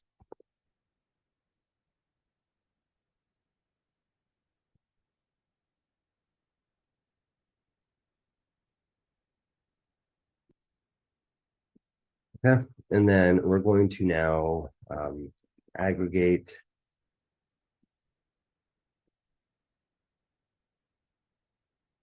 the data into the desired bar size. So we're going to do this.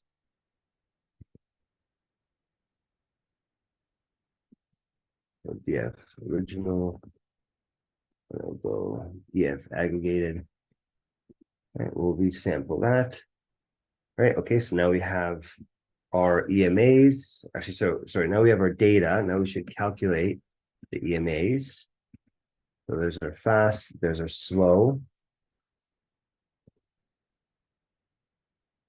Oh, there you go. Here's our, yeah, so here's that breakout strategy. It really doesn't look like it's a good strategy.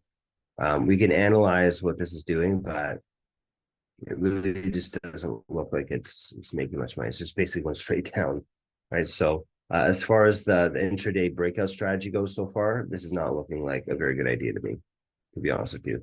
Maybe we can get deeper into it, but I don't think this is at least in its current format, not really something that looks that interesting, at least to me. All right, if you guys want to take a look at this, it's going to be in our logs. You guys can actually go through each one of these trades and you say, okay, well, what did it buy? How long did it hold it for? How much money is it making? You can actually analyze all of that stuff here and see how it's doing. What to me feels quite suspicious is this is about like, as far as a breakout strategy goes, this is about as good of a market condition as you could possibly get, right? It's going sideways, it's not going down, and still not making money. So I would personally think that this breakout strategy intraday, I personally wouldn't want to pursue it, but you guys tell me if you'd want to make any more tweaks to it or try some new things with the breakout strategy. All right. Yeah, I agree. There's still some missing components in there. Yeah, so this is just kind of off the cuff. I mean, we're probably doing more that we're not, that's not in the code, but yeah. I mean, we're just doing it from the charts. We're not actually writing code to do it. Right.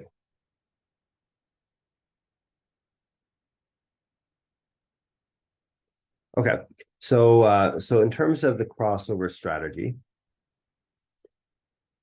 so we now have our bars, we have our EMAs. So now we're saying the entry criteria is basically just, so explain to me the entry and exit criteria, exactly how it works.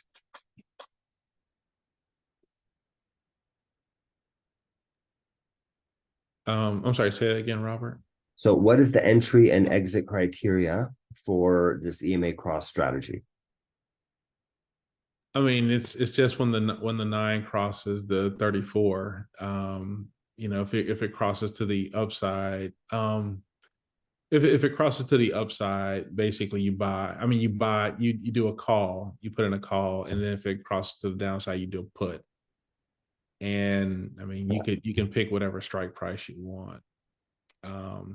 If you want to do a $5 one or something like that. Okay. And then how long do you hold them for? What is your exit criteria? I mean, usually we're just holding for a couple of bars. We're not being exposed in the market long. So if there's a timing code thing, to say, once it crosses, get the next 2 bars, see what that does. okay. So you just hold it for 10 minutes. That's it. Yeah, 10 minutes, something like that. Wow, it's a very short time period. Okay. So symbol, we have asset type option. Then we're gonna get. We still need to get our expiration. Strike price we'll have to get as well. And then our rate is a call. We'll start off with just doing calls, and we could throw in puts afterwards as well. That's fine.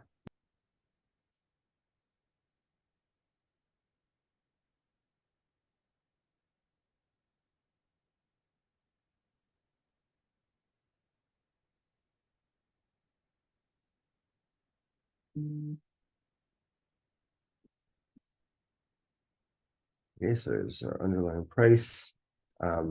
Get the strike price, and I'm assuming you're buying right at the money. I'm sorry, what's that? So you're buying at the money. Where's your strike? Well, no, we're probably buying like two or three out of the money. 2 or 3 out of the money. Yes. So in this case, if we had a stock price, let's say at $400, we're buying a call, then you'd want to buy like the 402 or something like that. Yes. Okay. Okay, so distance out money. Make that another parameter that could be changed here. Okay, so distance out of the money. This is 2. Okay. With the strike. And then where would you be getting the expiration? Is the expiration a 0 DT, so it expires the same day, or is it the next day? How is this exactly going to go? Well, there's a couple of strategies, but let's do the 0 DTE for now. 0 DT, so we'll just say today. Okay, so we'll go DT dot date.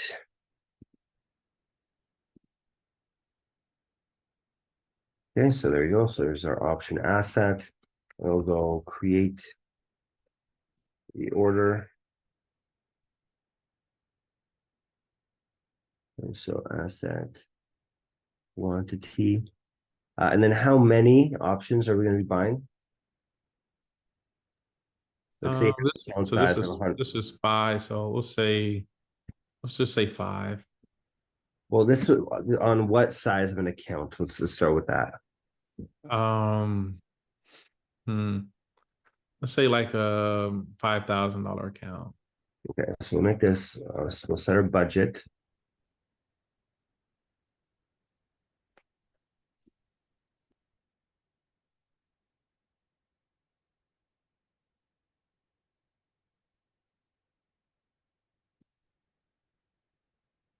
And so we put a budget 5,000.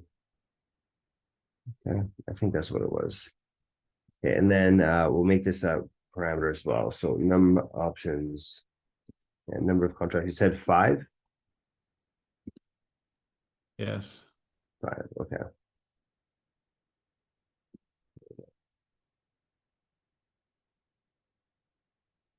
Contracts. So here will be, we got this asset, num contracts. And we'll go buy.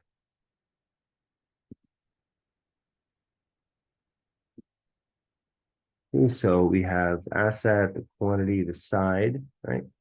And then now let's place this order. Submit the order. Right, there we go. Perfect. Okay, so we got that going. That should be our entry criteria all set up. That's a fairly simple entry criteria. What I'm also going to do is I'm going to say maybe it's if you currently own a call or a put, you probably don't want to do it multiple times, right? If you're in it, and you just leave it, right? Is that correct? Yes. Okay. Get all positions.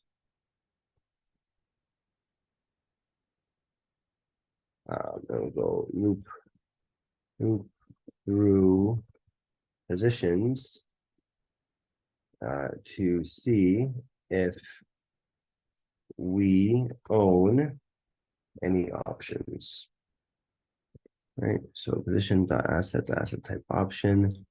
Create the orders, submit the orders. This is not to sell. We'll just say own options. False, and then here we go, own options true.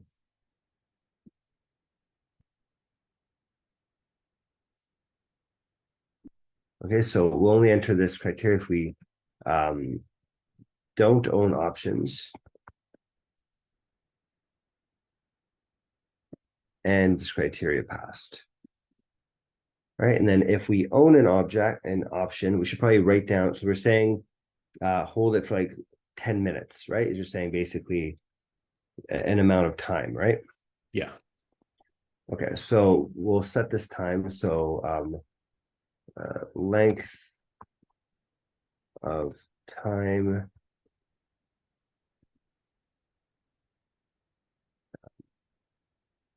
to hold option.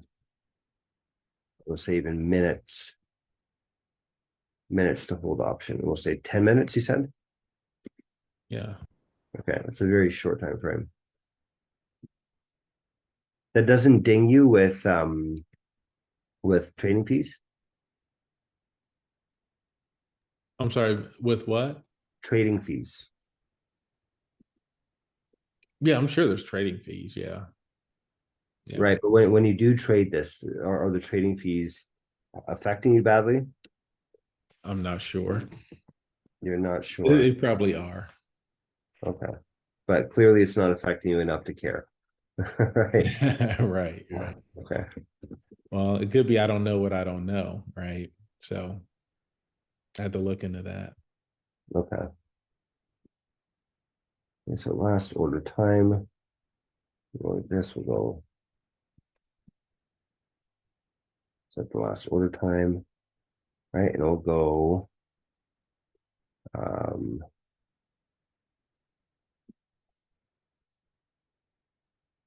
Check. I would say we're trading it maybe like maybe three times a day, maybe at max, but mostly one or two trades a day on this. Okay. Time since last order.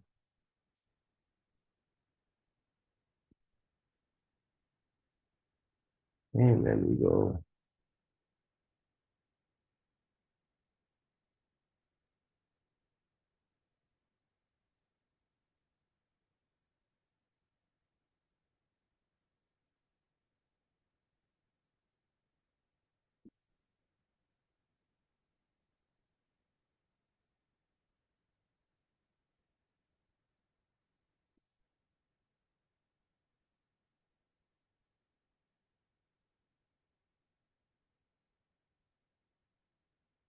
So here's an option that we own. Right, we'll say okay.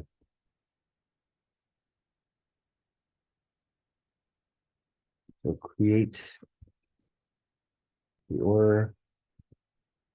Right, so we'll sell all these options, right? So we own this option, we'll go sell those amount of contracts, and then we'll submit the order. Okay, and I think that should be it. I think this is the strategy. So why don't we give it a whirl? Let's see how this thing works out. Right, and we in this case we're back testing over why don't we do 2023? Right, we'll do this year.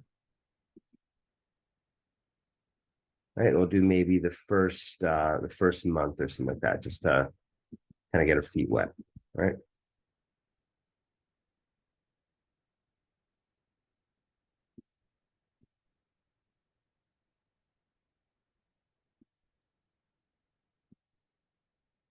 Yeah. Oh, we can't. We don't need this. We don't need this. We don't need this.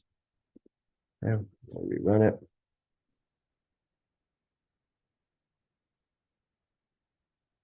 Yeah, I've made strategies in the past where basically all we do is just hold calls, and those tend to do quite well. You know, like it really, you know, it's fairly easy to make money buying calls and just rolling them over. And if you have some sort of like criteria around it, then that makes it even easier, I think, or should hopefully improve that at least a little bit.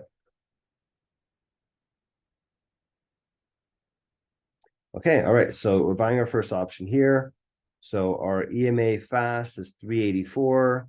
EMA slow is 384. So it's slightly above 0.69 versus 0.45. So we're now going to buy this option here. We're going to buy the January 3rd call at 386 strike price. So we're going to place that trade here. There you go. So I bought that and then it sold it pretty quickly afterwards. All right, we sold it right here. Okay, and then we had a crash here. It looked like it made some money before it crashed. And let me just find out why it crashed. There's no attribute source. What the heck are you talking about?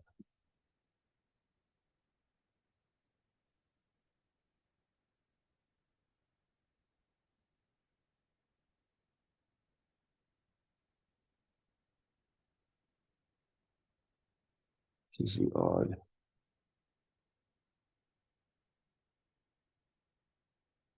Let me run this in a different environment. Let me find out what the heck is going on here.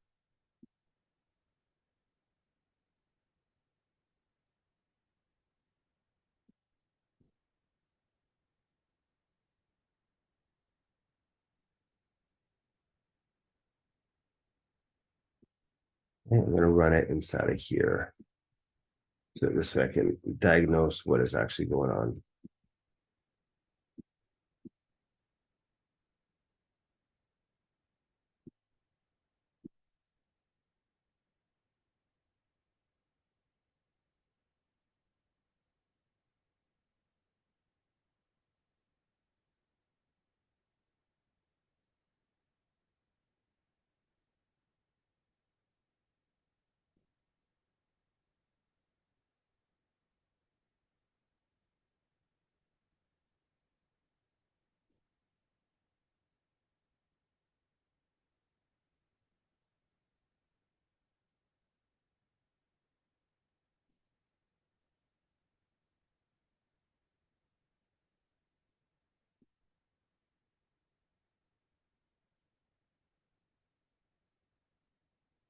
It did look like it made some money, right? So that's off to a good start. And I'm just going to figure out what this bug is here, and then we can get this thing keep running.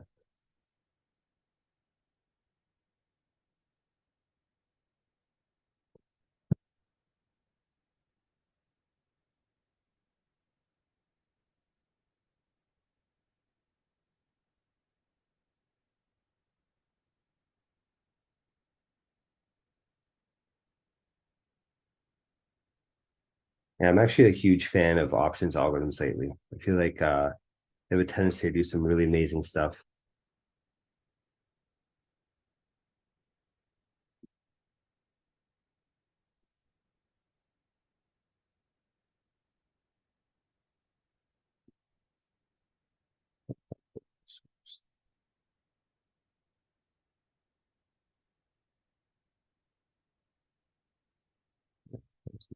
So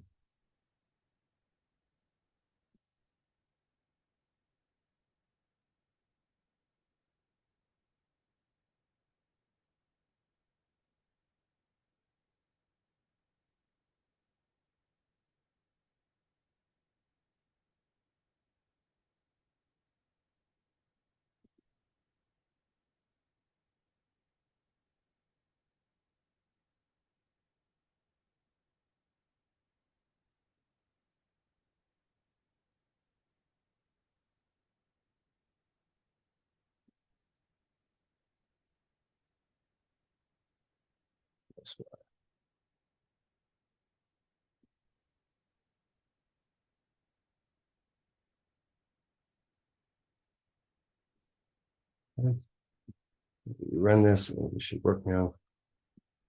Small little thing.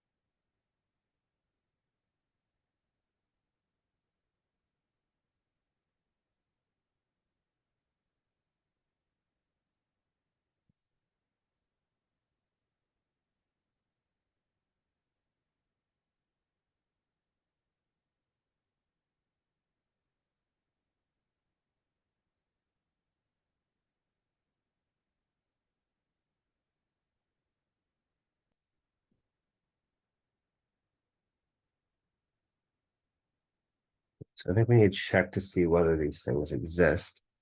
I think we're having an issue here that maybe the option that we're trying to trade doesn't exist. So I'm going to check that here. I'm going to add a little thing checking first. Before we place the order, let's try to get the price of the option, right? If, let's see, if the option price is none, don't buy.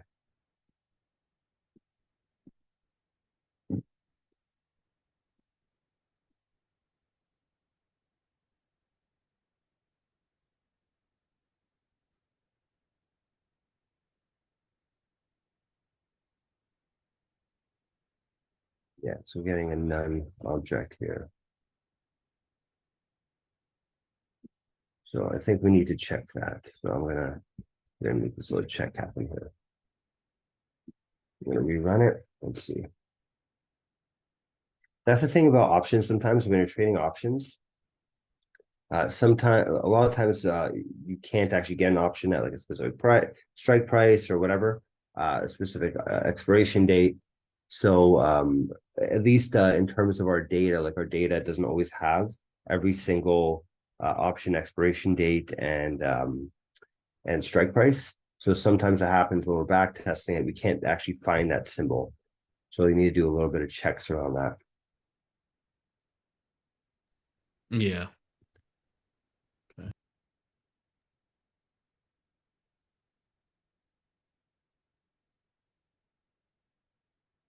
Hmm.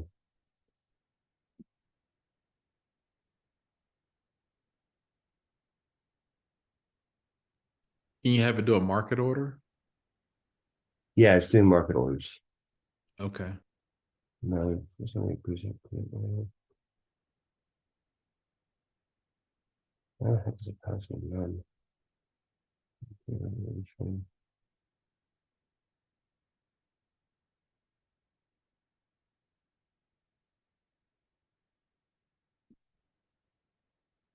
Oh, because it's passing in a none object here for some reason. Option on none. What the hell? Let me see that one sec. Oh, I know why. Then we need to break.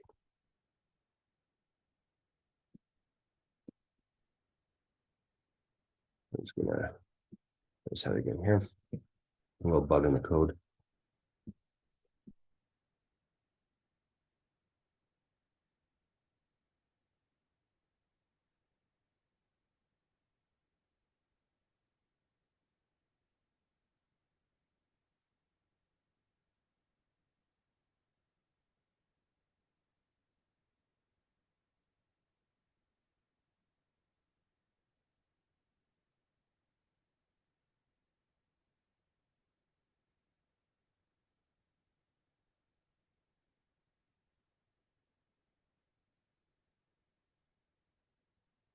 And there it goes. We got that.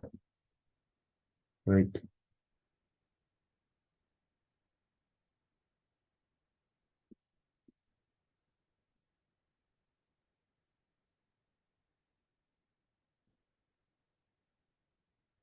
Yeah. Now the passing in this actual call, and now it's making that sell order. Well, for some reason, it's second coming around. This is a bit peculiar. I'm trying to understand why the heck this is happening. We'll say that there's an option owned. Oh, you know what?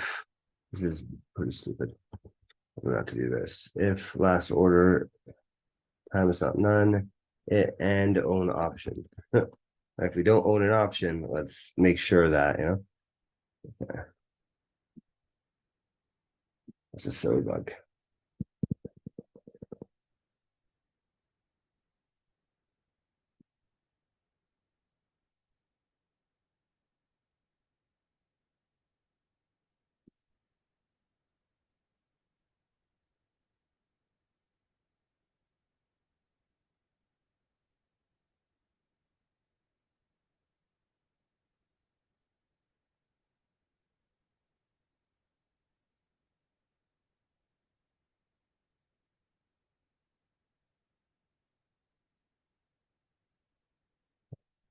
Owned.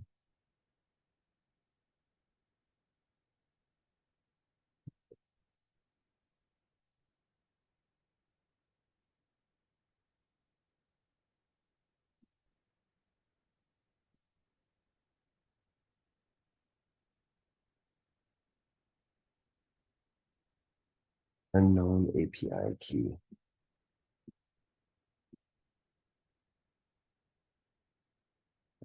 API key. Okay.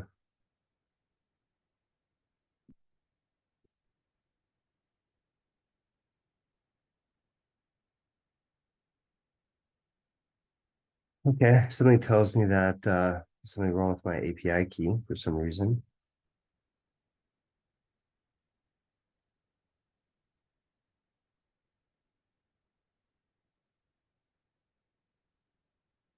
Let me try to fix that. I know I got Polygon reached out to me and they're asking me about how we're using their data. I feel like I need to get back to them about that.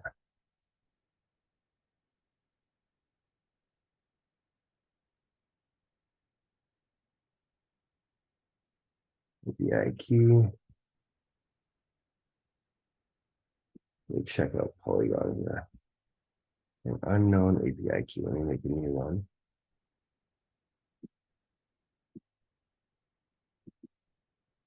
Copy this one.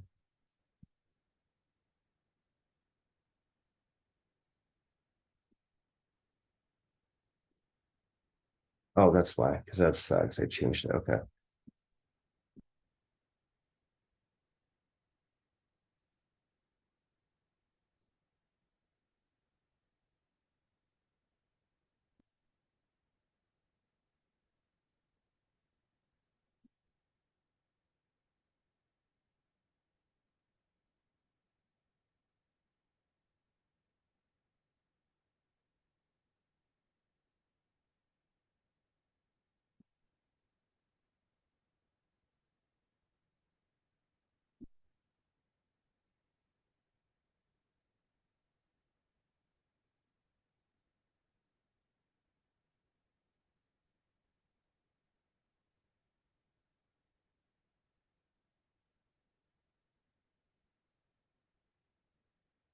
I start making a bit of money here.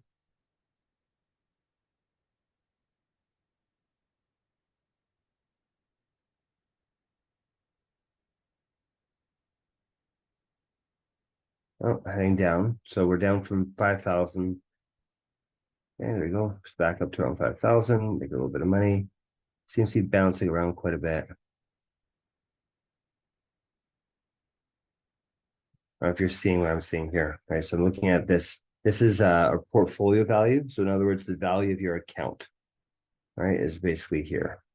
And we can watch it basically move around. We started with 5 grand. It seems to be going down a bit.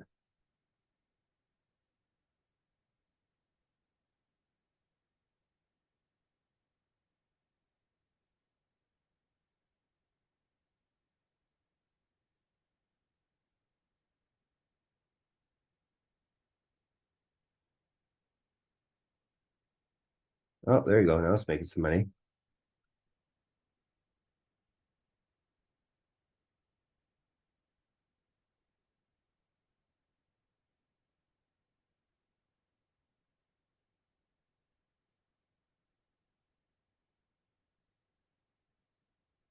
I made over $300 so far. Almost $500 now. This is great. So far, strategy is looking like it's working out, man.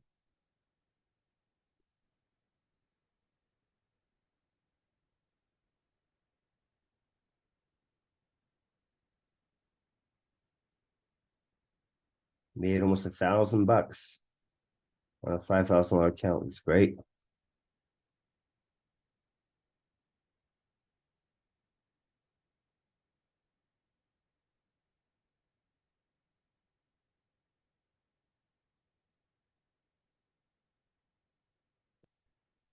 Okay, while this is running, I'm gonna move this code over so you guys can actually download it. Here's strategy. I'm gonna save this. So if you want to use this strategy, by the way, you'd basically go find the file inside of our folder, right? So again, you have to be a Pro Plan subscriber for this. You have to be either subscribed to Pro Plan or All Access Plan. If you want to get this code, it's going to be in the folder for this class. It's called options EMA crossover.py. Right, and you'll be able to find that on our Lumi Wealth website.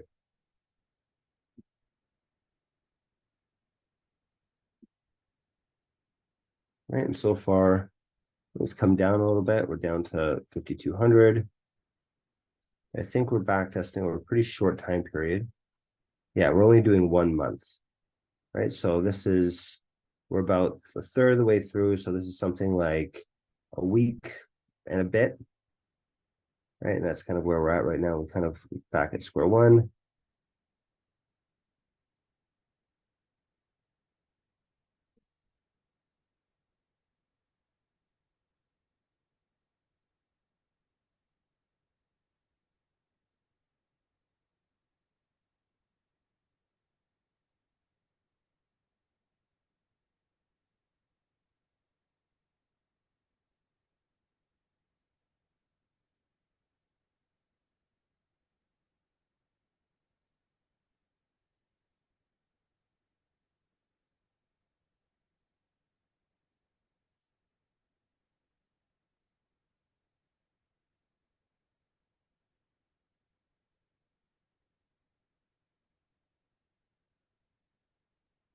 Yeah, and this still doesn't include put options either, right? So if we had put options on this, presumably it would do better in both types of markets, whether we're going up or down, right? Because I think over this time period, what happened again in January 2023? Let's take a look at that. In Jan 2023, what year to date is basically what happened. It went up quite a bit. So it's actually a pretty good time for it. So I would expect this strategy to do pretty well over this time period, right? Because we were in a bull market during this time period, right? So this strategy should be doing pretty well during this time. Right, and it actually is. It's still up a couple $100.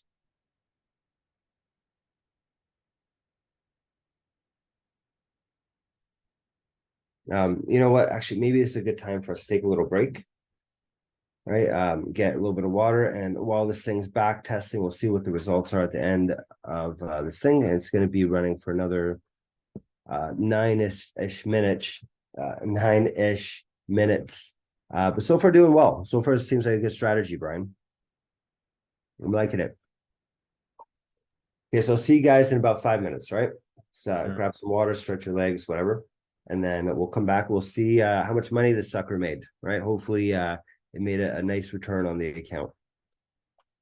So far, it's actually pretty good, right? For $200 on a $5,000 account so far, I mean, this is looking like almost like a 10% return so far in the month, right? Which is pretty damn good if you ask me. 10% in a month, that's pretty damn good.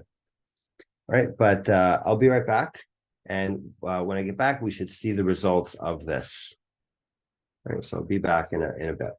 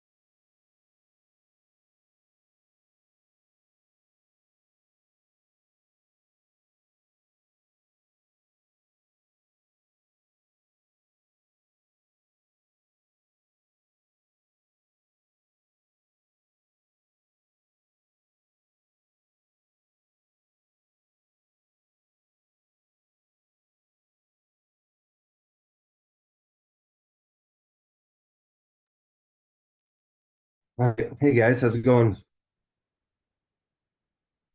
Okay, so it looks like we're making some progress on our back test. But it looks in this case that it's falling a bit. Right, we're losing a little bit of money in this case. Ryan, what would you recommend to tweak? You know, it seems like it's actually losing us money. What would you tweak about the strategy, Brian? No, it just needs to be balanced. If the market's trending down and you go into, I mean, you're just missing the other side of the coin, just the puts. Okay, so Yeah, if we put, balance it out. you think if we put in puts, it would do well? Because this is Yeah. during a bull market, by the way. Yeah, I mean that is, yeah. I mean, we got some dips in there. Yeah. It could pull around though. I mean, probably over time, it could probably pull around. Okay. I mean, the fact that it is a bull market, it could probably, it's just gonna pull back. And that's probably all this is right now, is just a pullback. Okay. Yeah, that could make sense, right? Because there's about 60% through it. So 60% through a month is somewhere around this dip. So that's probably what happened. It's probably got hit by this dip. Right. So while we wait for this thing to finish, why don't I add in the other side of the equation then? Right. We'll see how that works when we have both of them.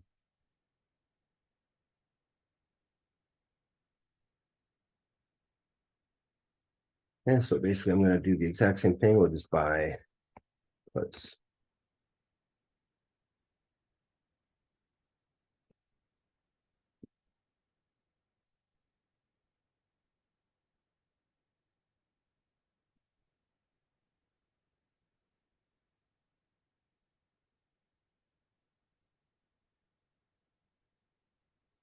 Sorry, I had to step away for a second. Okay, no problem. The other thing is just, like again, this is just a 0 DTE time frame. You could always just go out longer, right? Make it a swing trade. Now, Yeah, I think here in one of the other groups is that they said that price always returns back to the mean 65% of the time. So if you added a algorithm that focused on the mean reversion, that might be and I think 65% of the time would be I used to do like a vertical credit spread that was an 8 DT vertical credit spread. And during that time, price would, oh, I know what you could do.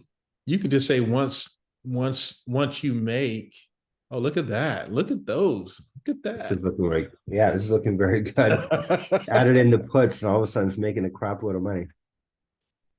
That's looking nice so far. Yeah. Look, this just might be short-lived. Yeah, and now we're coming back down. Never mind. Well, we're going We'll up. see. We're going up. It's kind of fun to watch, huh? Yeah. Let's see if we can get 6,000. There we go. Wow. There we go. Is it the best yet? These puts are making a big difference. Interesting. All right. Wow. Yeah, the other algorithm never hit this high. It never got up to 6,000. This is nice. I like this. Now we just got to add the other side of the equation. Let me see. The other thing I thought about was, look at that. Did I see 64,000, 6,400? Look at that. That's insane. So far, that's like a 25% return in less than a month. So that's a really good start. Oh, look at that. We're going to hit 7,000. Wow.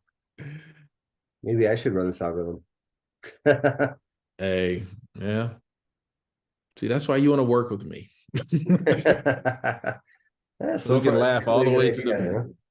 It's still a very short time frame. Like we want to take this out on a number of months, right? But so far, this is looking pretty good. Again, this is just one side of the coin. We haven't gotten the other side. Well, this is with puts. Oh, you got the puts in there now? Yeah, so you see Oh, here you how it's did. buying puts? That's why it's changing, Oh, right? That's why okay. we're getting these higher numbers this time. The other one is still kind of down, right? Now, I Without the mean, puts, it's not doing as well. now the other thing is that you could also extend it out to 30 minutes or 45 minutes, because when you get this type of crossover, um, it's when you're getting the large momentum swing. Mhm. So when you're starting to see, kind of like, I guess when they talk about liquidity runs. Mhm.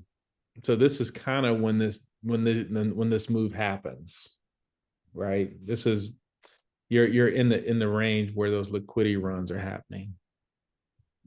Right. So So you're saying that you'd want to hold on to it for longer than 10 minutes? yeah, I mean 15. I think we're at 15 minutes, maybe 30 minutes or something like that. Yeah, we're at 10 right Oh, we're now. at 10. Oh, Yeah. okay. Yeah, we can go to 30. I mean, it's one of those kind of things, maybe 30 minutes or something like that. I'm sure we'll probably get some bigger gains in there. Yeah, because 10 minutes is quite a short time period to hold on to an option, Yeah. right?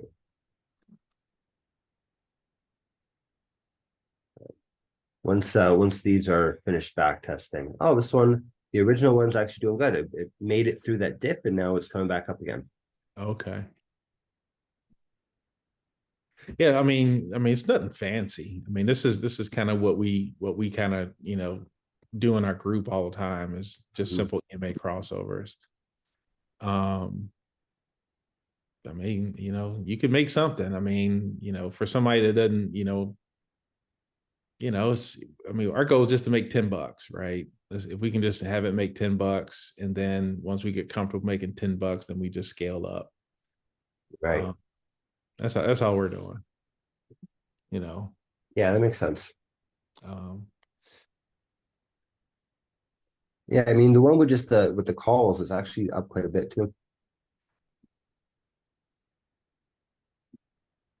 Yes, here's just the calls. Here's with calls and puts. They both seem to be doing very well. Let's see how this one does when it hits that dip. Because that dip was the thing that really threw it off for the other one, right?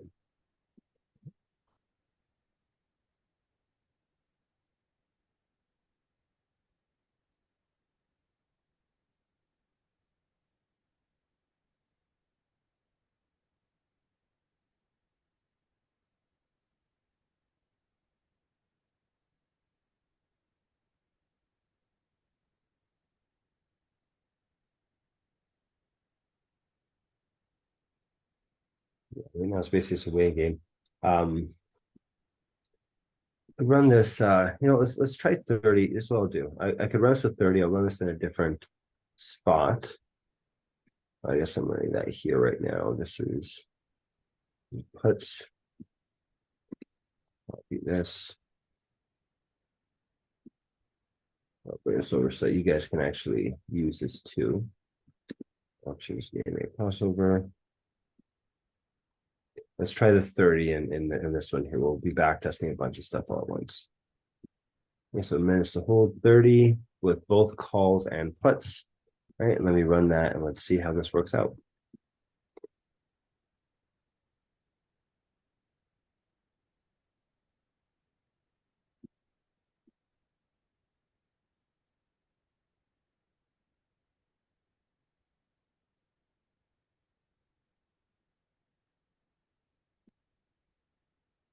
You call, man.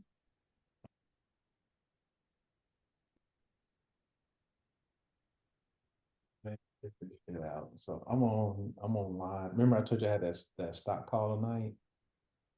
I got this white dude. Uh,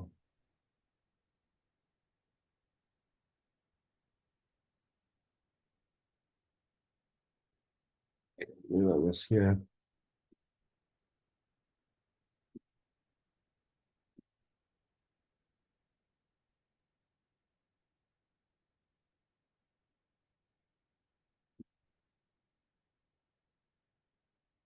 Okay, so holding for 30 minutes and see how this one works out.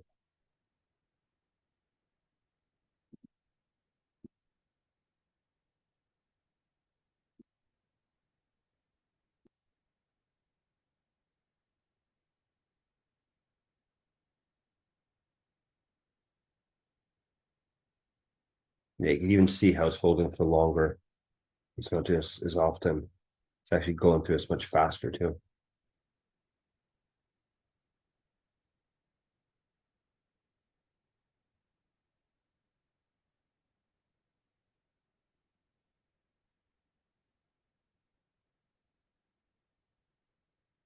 Yeah, that looks good, Robert. Yeah, so far so good with the 30 minutes. Actually, now it's going to negative. Did you add a percentage in there? Well, what do you mean by percentage? Is that like a percent gain or is that the percent complete? The 18.05. That's the percent complete. That's how fat, Okay. how far we are through the back test. Gotcha. Okay. I thought you added some additional percent gains in there. Oh no. We could add that. I mean, if you want to do something that's like, if like put in like stop losses, or we could put in, a profit target, we could do all that kind of stuff as well.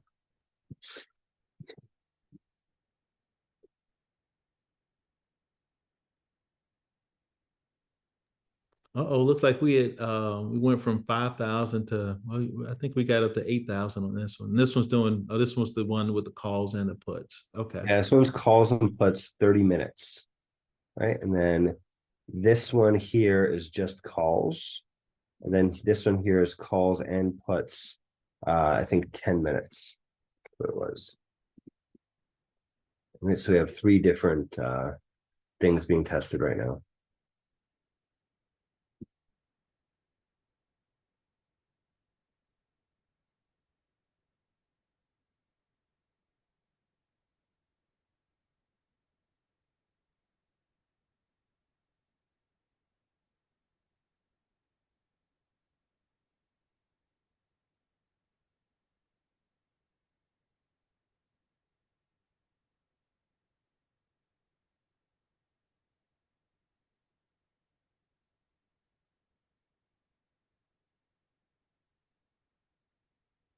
The 30 minutes doesn't seem to be doing as well. The one with 10 minutes started off like way stronger than this. Like it went all the way up into like almost $7,000. This one can barely make it past 5,500 for 30 minutes. Although with options, that seems to change pretty damn quickly. Seems like it just like gets one good call, and just takes off. Is it? Oh, this is the 30-minute one? Yeah, this is a 30-minute one. Okay.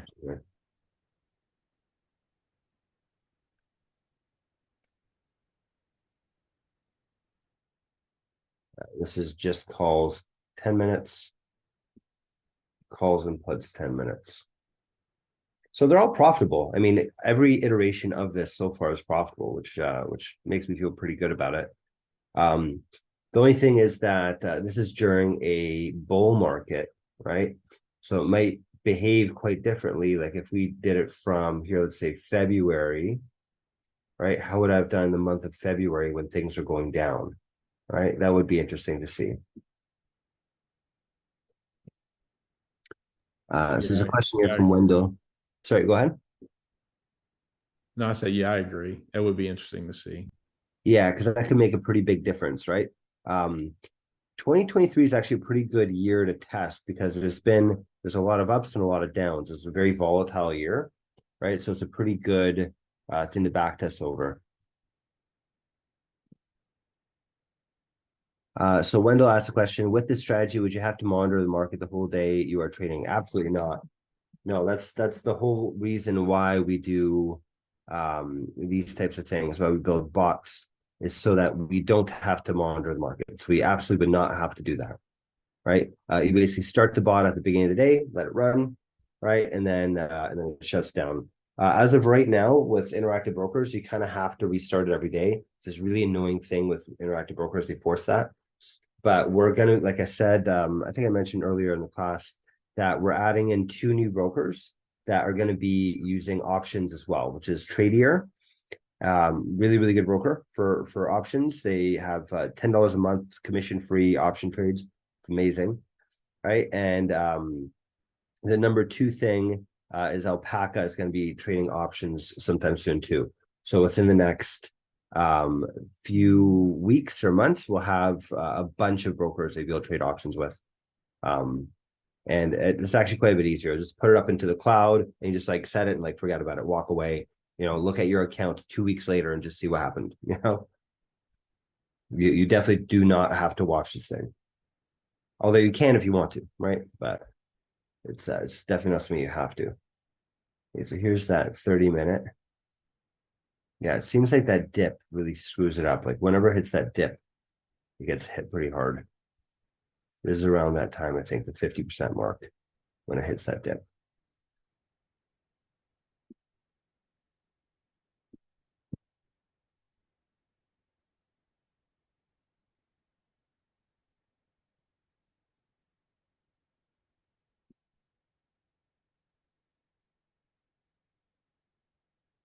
Right. Anything else you'd want to change about the strategy? What are some other things you might want to try? 30 minutes so far doesn't seem to be that good, to be honest with you. Anything else you'd want to tweak about the strategy? No, I just think give it some more time. Yeah. Even when it loses, it's still not losing. I think based on this strategy, just the way I feel is that it just depends on the market. It's more of a balanced strategy. It probably need to add some more conditions in there to account for some things that we're not thinking about. So, like we could be a little bit more conservative on when we actually get into a call or a put. There could be some other conditions that we could add in there to kind of make it more conservative. I think that's about it. Like what are you thinking? I'm not sure. I'm not sure. So usually what happens is when you get into it, it's just a basic strategy. We're just sitting there holding for 30 minutes, but you could do Fibonacci. You could do, you can get out on a doji if you get a doji candle within that time after you enter or something like that, or you could see or you can, come up with if you get an engulfing candle, that's a good, trade idea for, potential reversals, right?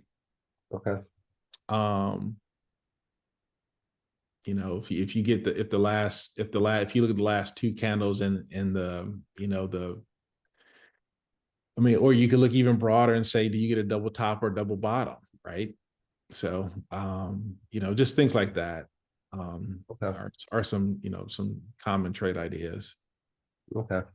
Yeah, we could definitely take a look at all those, right? Those are all very doable. How has your machine learning ones panned out? How have the machine learning ones panned out? Is that what you asked? Yes. I know there's a lot of buzz about machine learning and AI. Are those, performing pretty, how do those compare to just a basic strategy? Are they like, 10xing, anything like that? So machine learning is very broad for starters, right? Like there's so many things that you do with machine learning. And they're generally like harder algorithms to build. So we don't build a ton of them because they take quite a bit of work, right? Out of the algorithms that we have built, I haven't found any machine learning algorithms that are profitable yet. That's not to say that's not to say that they're not out there. It's just we haven't found them yet, right? And we probably haven't found them because we haven't really spent that much time on it, right? If Stacy was here, I think he left. But Stacy has been kind of working on some machine learning stuff recently. So we could actually advance that in one of the next classes that we're doing. We could actually spend some more time on that, because the thing with machine learning is like, first you need to make sure it's accurate. Once you have something that's accurate, then it's about how do you trade it, right? Because machine learning is going to tell you I think the price of the stock is going to be X, right? And then, okay, well, what do you do about that, right? Like, do you just buy it? Do you buy the option? Do you buy and hold it for 10 minutes? Do you, like, do you put stop losses? Like, there's so many different things you can do with it, right? So that's kind of the idea there with machine learning. But the beginning part of it is really just being able to predict the stock price, right? If you predict a price, that's kind of the number one thing, and then everything else cascades from there. And I know Stacy's been working on this for the past few weeks or months, and he mentioned earlier today that he actually got like a breakthrough, right? So maybe in the next class we can spend a little bit more time on the machine learning stuff. Awesome. Yeah, because theoretically you could do very well, right? Like I've met a lot of people that do this sort of thing, and they just have made a killing, right? Like they made like insane amounts of money doing this machine learning stuff, right? But it is definitely something that's more difficult to create. Right?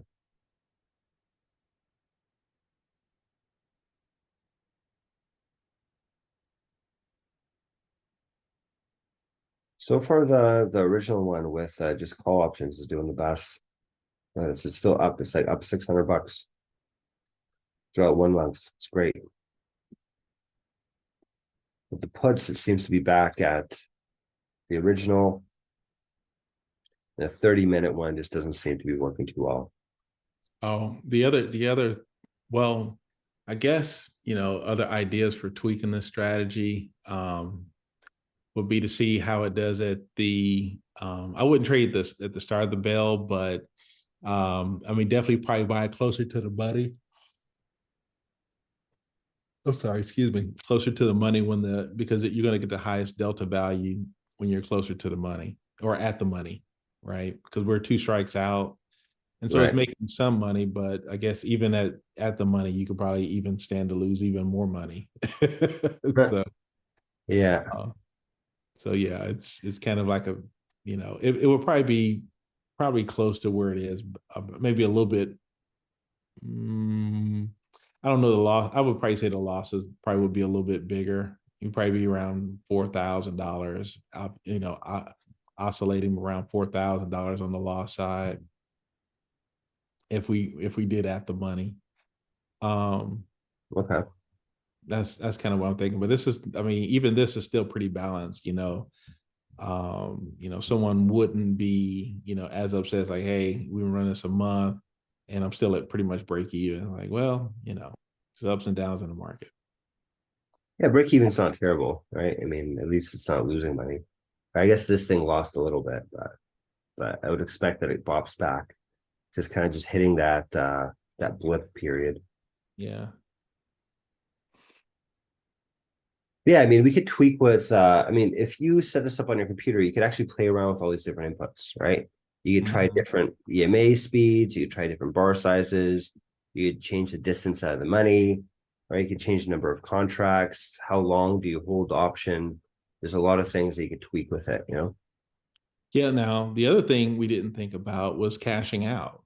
So if it hits a certain value, you can cash out and you still have your initial investment, let it make more money, and then cash out at, $500 increments. So how would that work exactly? So let's say if your portfolio value reaches $500. So every time your portfolio value reaches $500, you just cash out $500 and you still have your initial investment in making money. So what's happening is the market is actually the market is making you money and it's taking it back. So if your portfolio value reaches $500, $600, that's kind of what we've seen. It will probably go back up to $500 to the positive. Right. Above 5,000, when it hits that value, cash out, and then you're back at your initial investment. Right.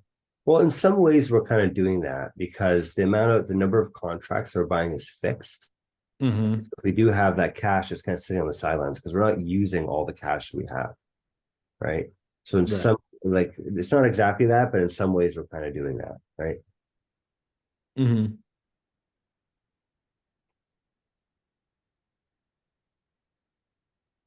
Right, because normally when I'd write something like this, is I would scale the number of contracts with your account balance, right? So as your account balance goes up, you buy more and more contracts. But if you keep them fixed, in some ways, it's kind of like you're taking money out. You know, it almost functions that way. Mm-hmm. Okay. This original one is doing quite well. Look at this thing's up a lot. It is during a bull market though, right? Like it is. This whole month was up quite a bit. Like how much was it up? It went up from 380 to a peak of 40. Say 415, 380 to 415. That's a pretty big jump, no? 380, 415 minus 380 divided by 380. Yeah, the whole market was up like 10% during this time period.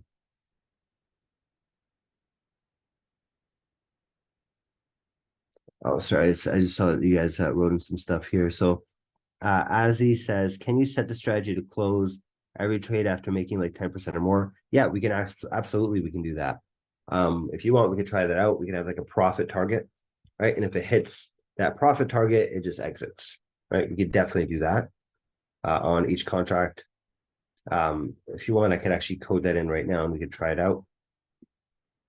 And then Wendell says, if so, I am finally understanding the power of this technology. Yeah, 100%, Wendell. That's exactly what this is about. Like you back test this, you see how your strategy is working. Is it a good strategy or not based on your back tests? You can kind of mess with it a little bit and see, how do we tweak it? How do we make it better? How do we make sure, like, do some sanity checking?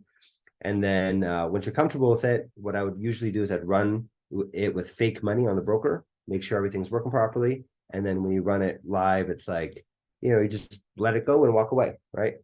And that's kind of the whole point, is that it just trades for you, right?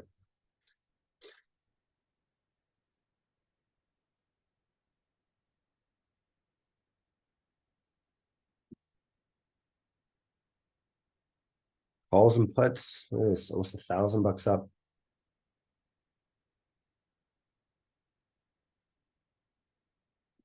It's taking quite a while to do this.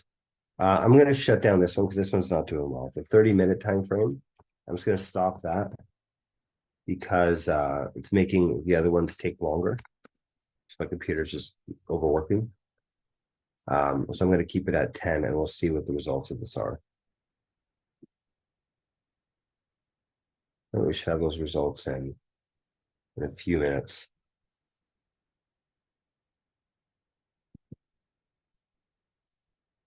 Right, and if you're interested in this profit target, what I'll do, Azzy, and I hope I'm pronouncing your name correctly. Let me know if I'm pronouncing it correctly or not.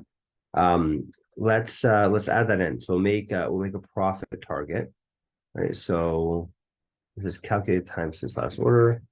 So say own option and do that.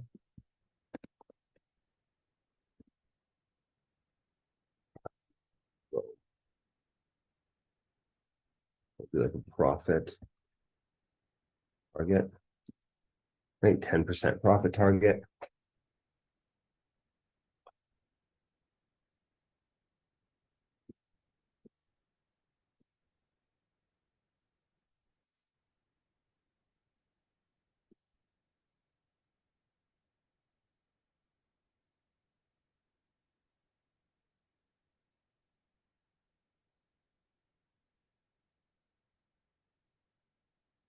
Last fill price, we'll track that.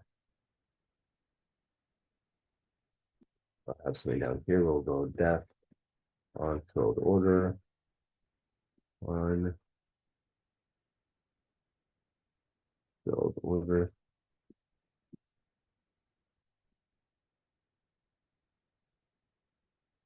We set the last fill price.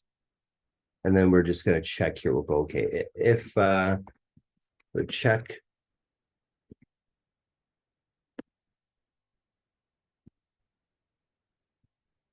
Okay, so if own option last fill price is on none, we'll get the option price.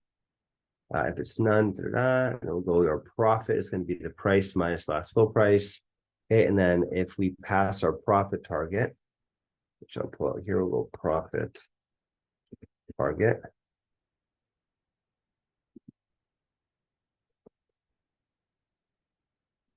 Profit target. Right, and there we go, and then we'll sell it. Right, so here's a version with profit target. I can run that too.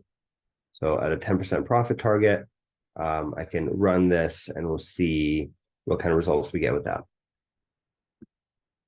Right.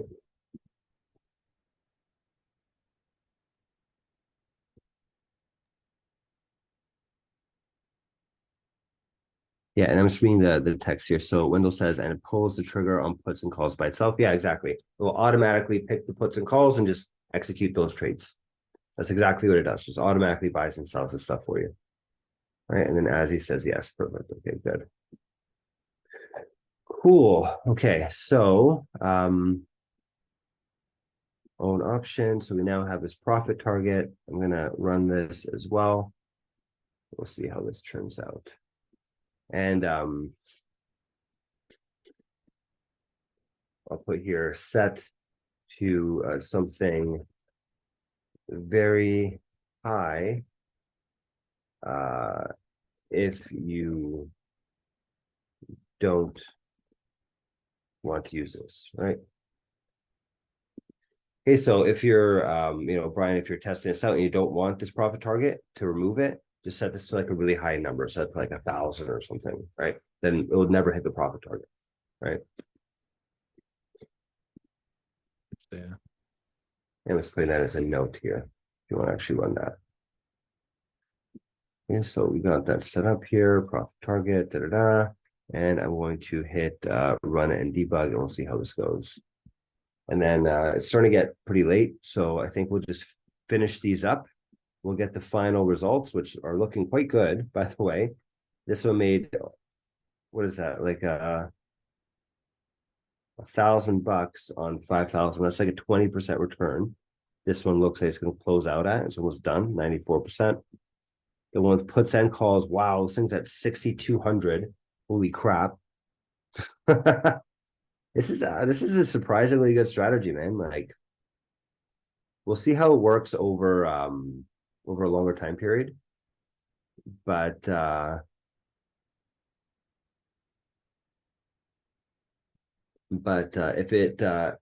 if it works as well in January, let's run this over the entire year, and we'll see how that works too.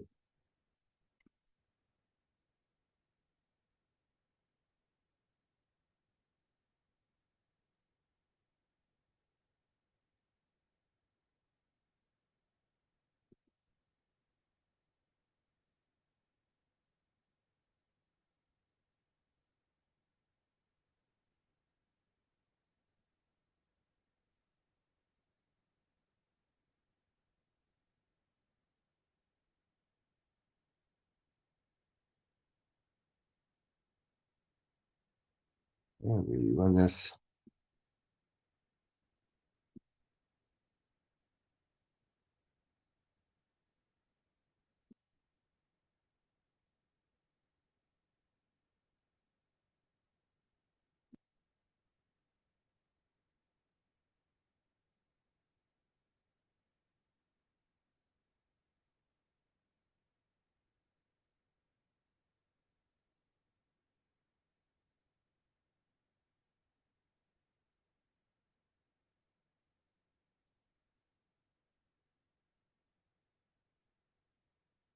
Yeah, it looks like we're going to hit this profit target pretty often. So it happens quite often. 5%, 35%. Yeah, I wonder if this actually makes it better. You hit your profit target and you're out,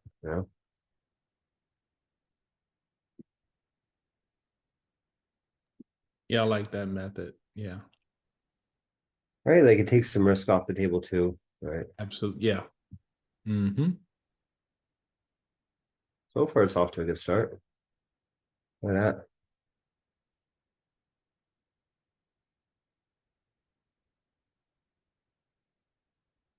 Oh, maybe I spoke too soon. It's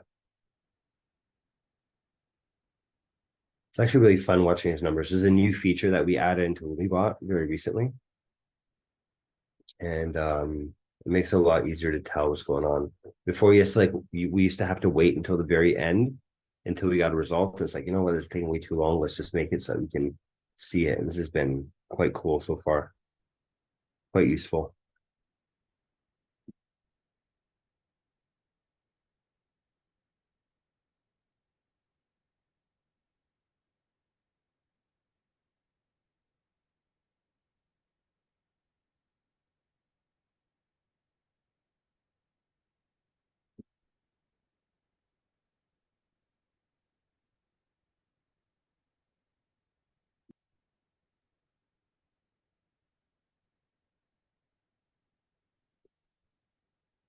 This is 50 seconds left to see this one.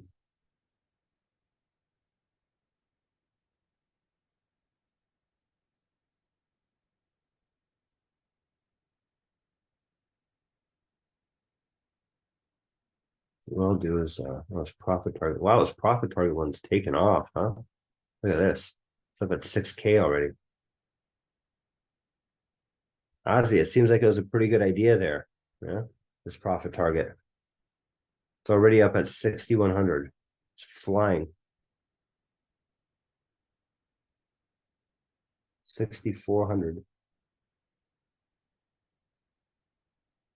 Yeah, see, that's the thing. A very simple concept, right? It can make quite a big difference. That cross 7, 8, 10K. What the hell? 12K. Jesus. 15 grand. What the hell is going on here? Maybe there's some sort of bug. I'm wondering if there's a bug right now.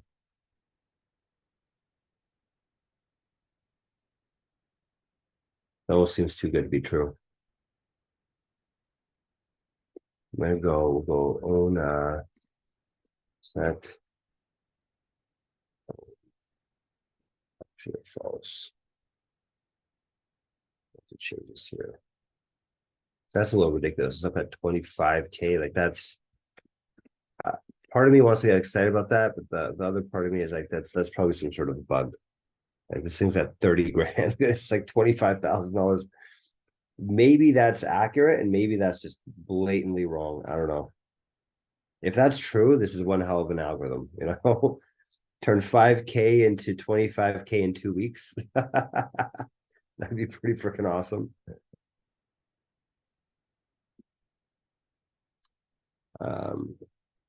It's crazy. $25,000 already. We'll analyze it when it's done. We'll go take a look and see if it did something stupid. And Wendell says, can you trigger how much you keep in play? Say the market is rising. Can you take enough profit so you can protect the amount you started with? Yeah, you could definitely do things like that, Wendell. Yeah. You know, one way to do that is to kind of take part of your portfolio out and put into like a more safe asset. So one that's really safe is like very short-term treasury bills, right? Those tend to be a lot lower risk than other things and kind of just earn you interest. So that's one way that you can take it out. Right, but there's a bunch of different things. If you're running it live, you can literally just take the money out, right? So yeah, there's definitely ways that you can do that, Wendell.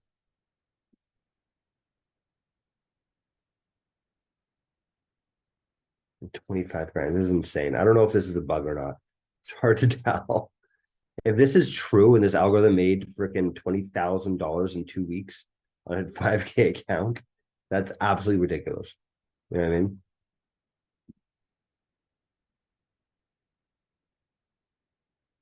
We'll know when it's done.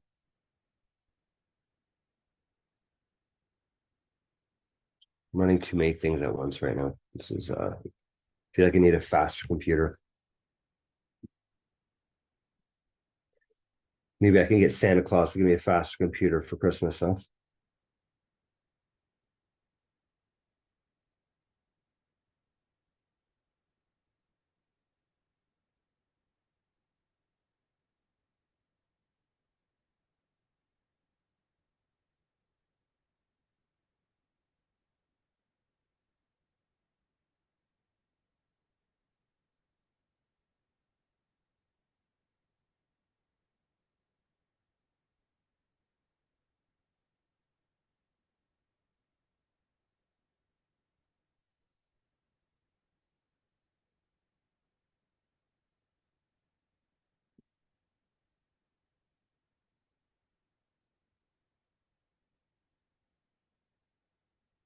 Yeah, it's not moving like it was before, so you know, maybe that actually was a legit thing.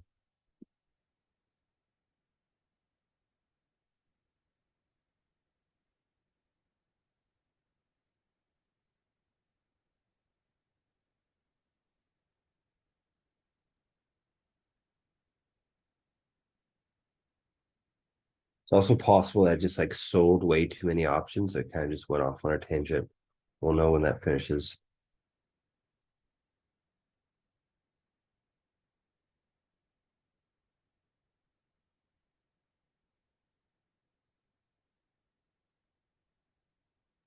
So with this high level of frequency trading,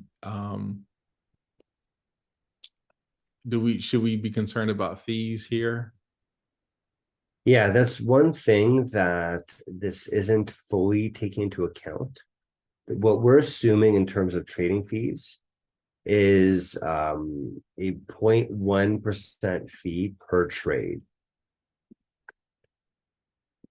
So that doesn't fully represent what you'd be getting from a broker, because a broker would like charge you like 65 cents a trade or something like that.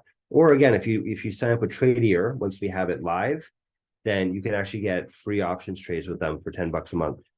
Right. So this maybe this kind of high frequency thing would work better on a broker like Tradier, right? Because they don't charge you fees.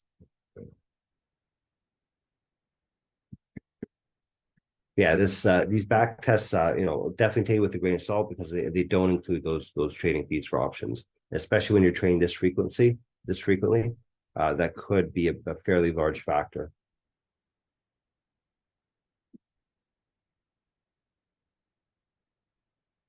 Okay, so we got our first result here.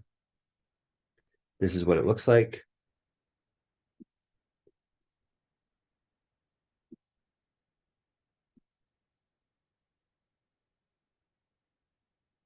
Right, this is basically what it looks like. So exactly, when the market dipped, it dipped with it, right? Which makes sense because it's the calls only strategy. And then when the market came back up, it did so quite violently.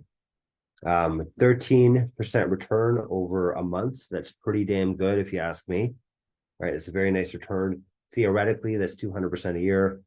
I don't know how much I'd believe that. I'd rather run it for multiple months, but very good results. Very, very good results. The stock market did 5.7. We did 14% over that same time period.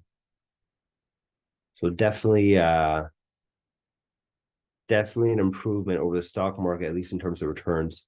There's more of a max drawdown, right? We're taking a bigger risk, right?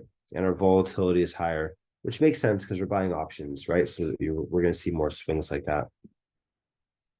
And if we take a look here, I just want to take a look at our cash value, that we're not doing anything outrageous. It doesn't seem like we are. We're never really using that much of our cash. Right. And here's some example trades, right? You can say we bought 5, right? Like if we zoom in, it looks like we're placing quite a few trades per day. Look at this. We're placing a lot of trades every day. Look, this is one at 9:30 a.m., another one at 1:50, another one at 2, 2:14, 2:26. We're taking a lot of trades per day. So, we probably want to take into account the trading fees here, because this is going to change our results by quite a bit, I think. Right, but overall, quite a nice result. This looks like a very promising strategy, I think. Yeah.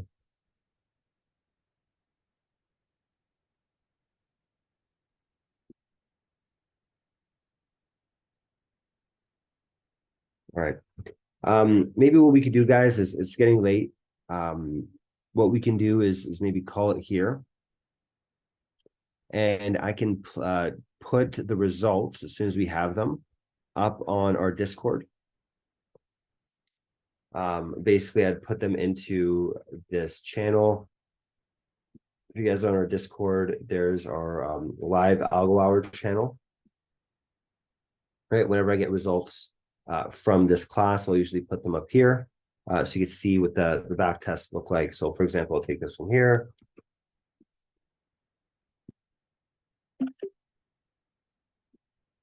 I'll say this is calls only.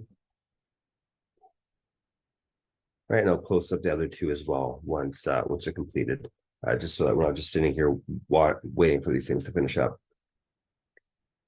All right. Any questions, guys? What do you guys think about the class today? Again, if you guys want access to this code, you're gonna have to be on our pro plan or our all access plan. So in order to do that, go to lumiwealth.com, check it out on the front page. The pro plan is $250 a month. The all access plan is $700 a month, roughly. But we are having a Black Friday sale right now. So if you guys want to save a bit of money, this is definitely a good time to do it.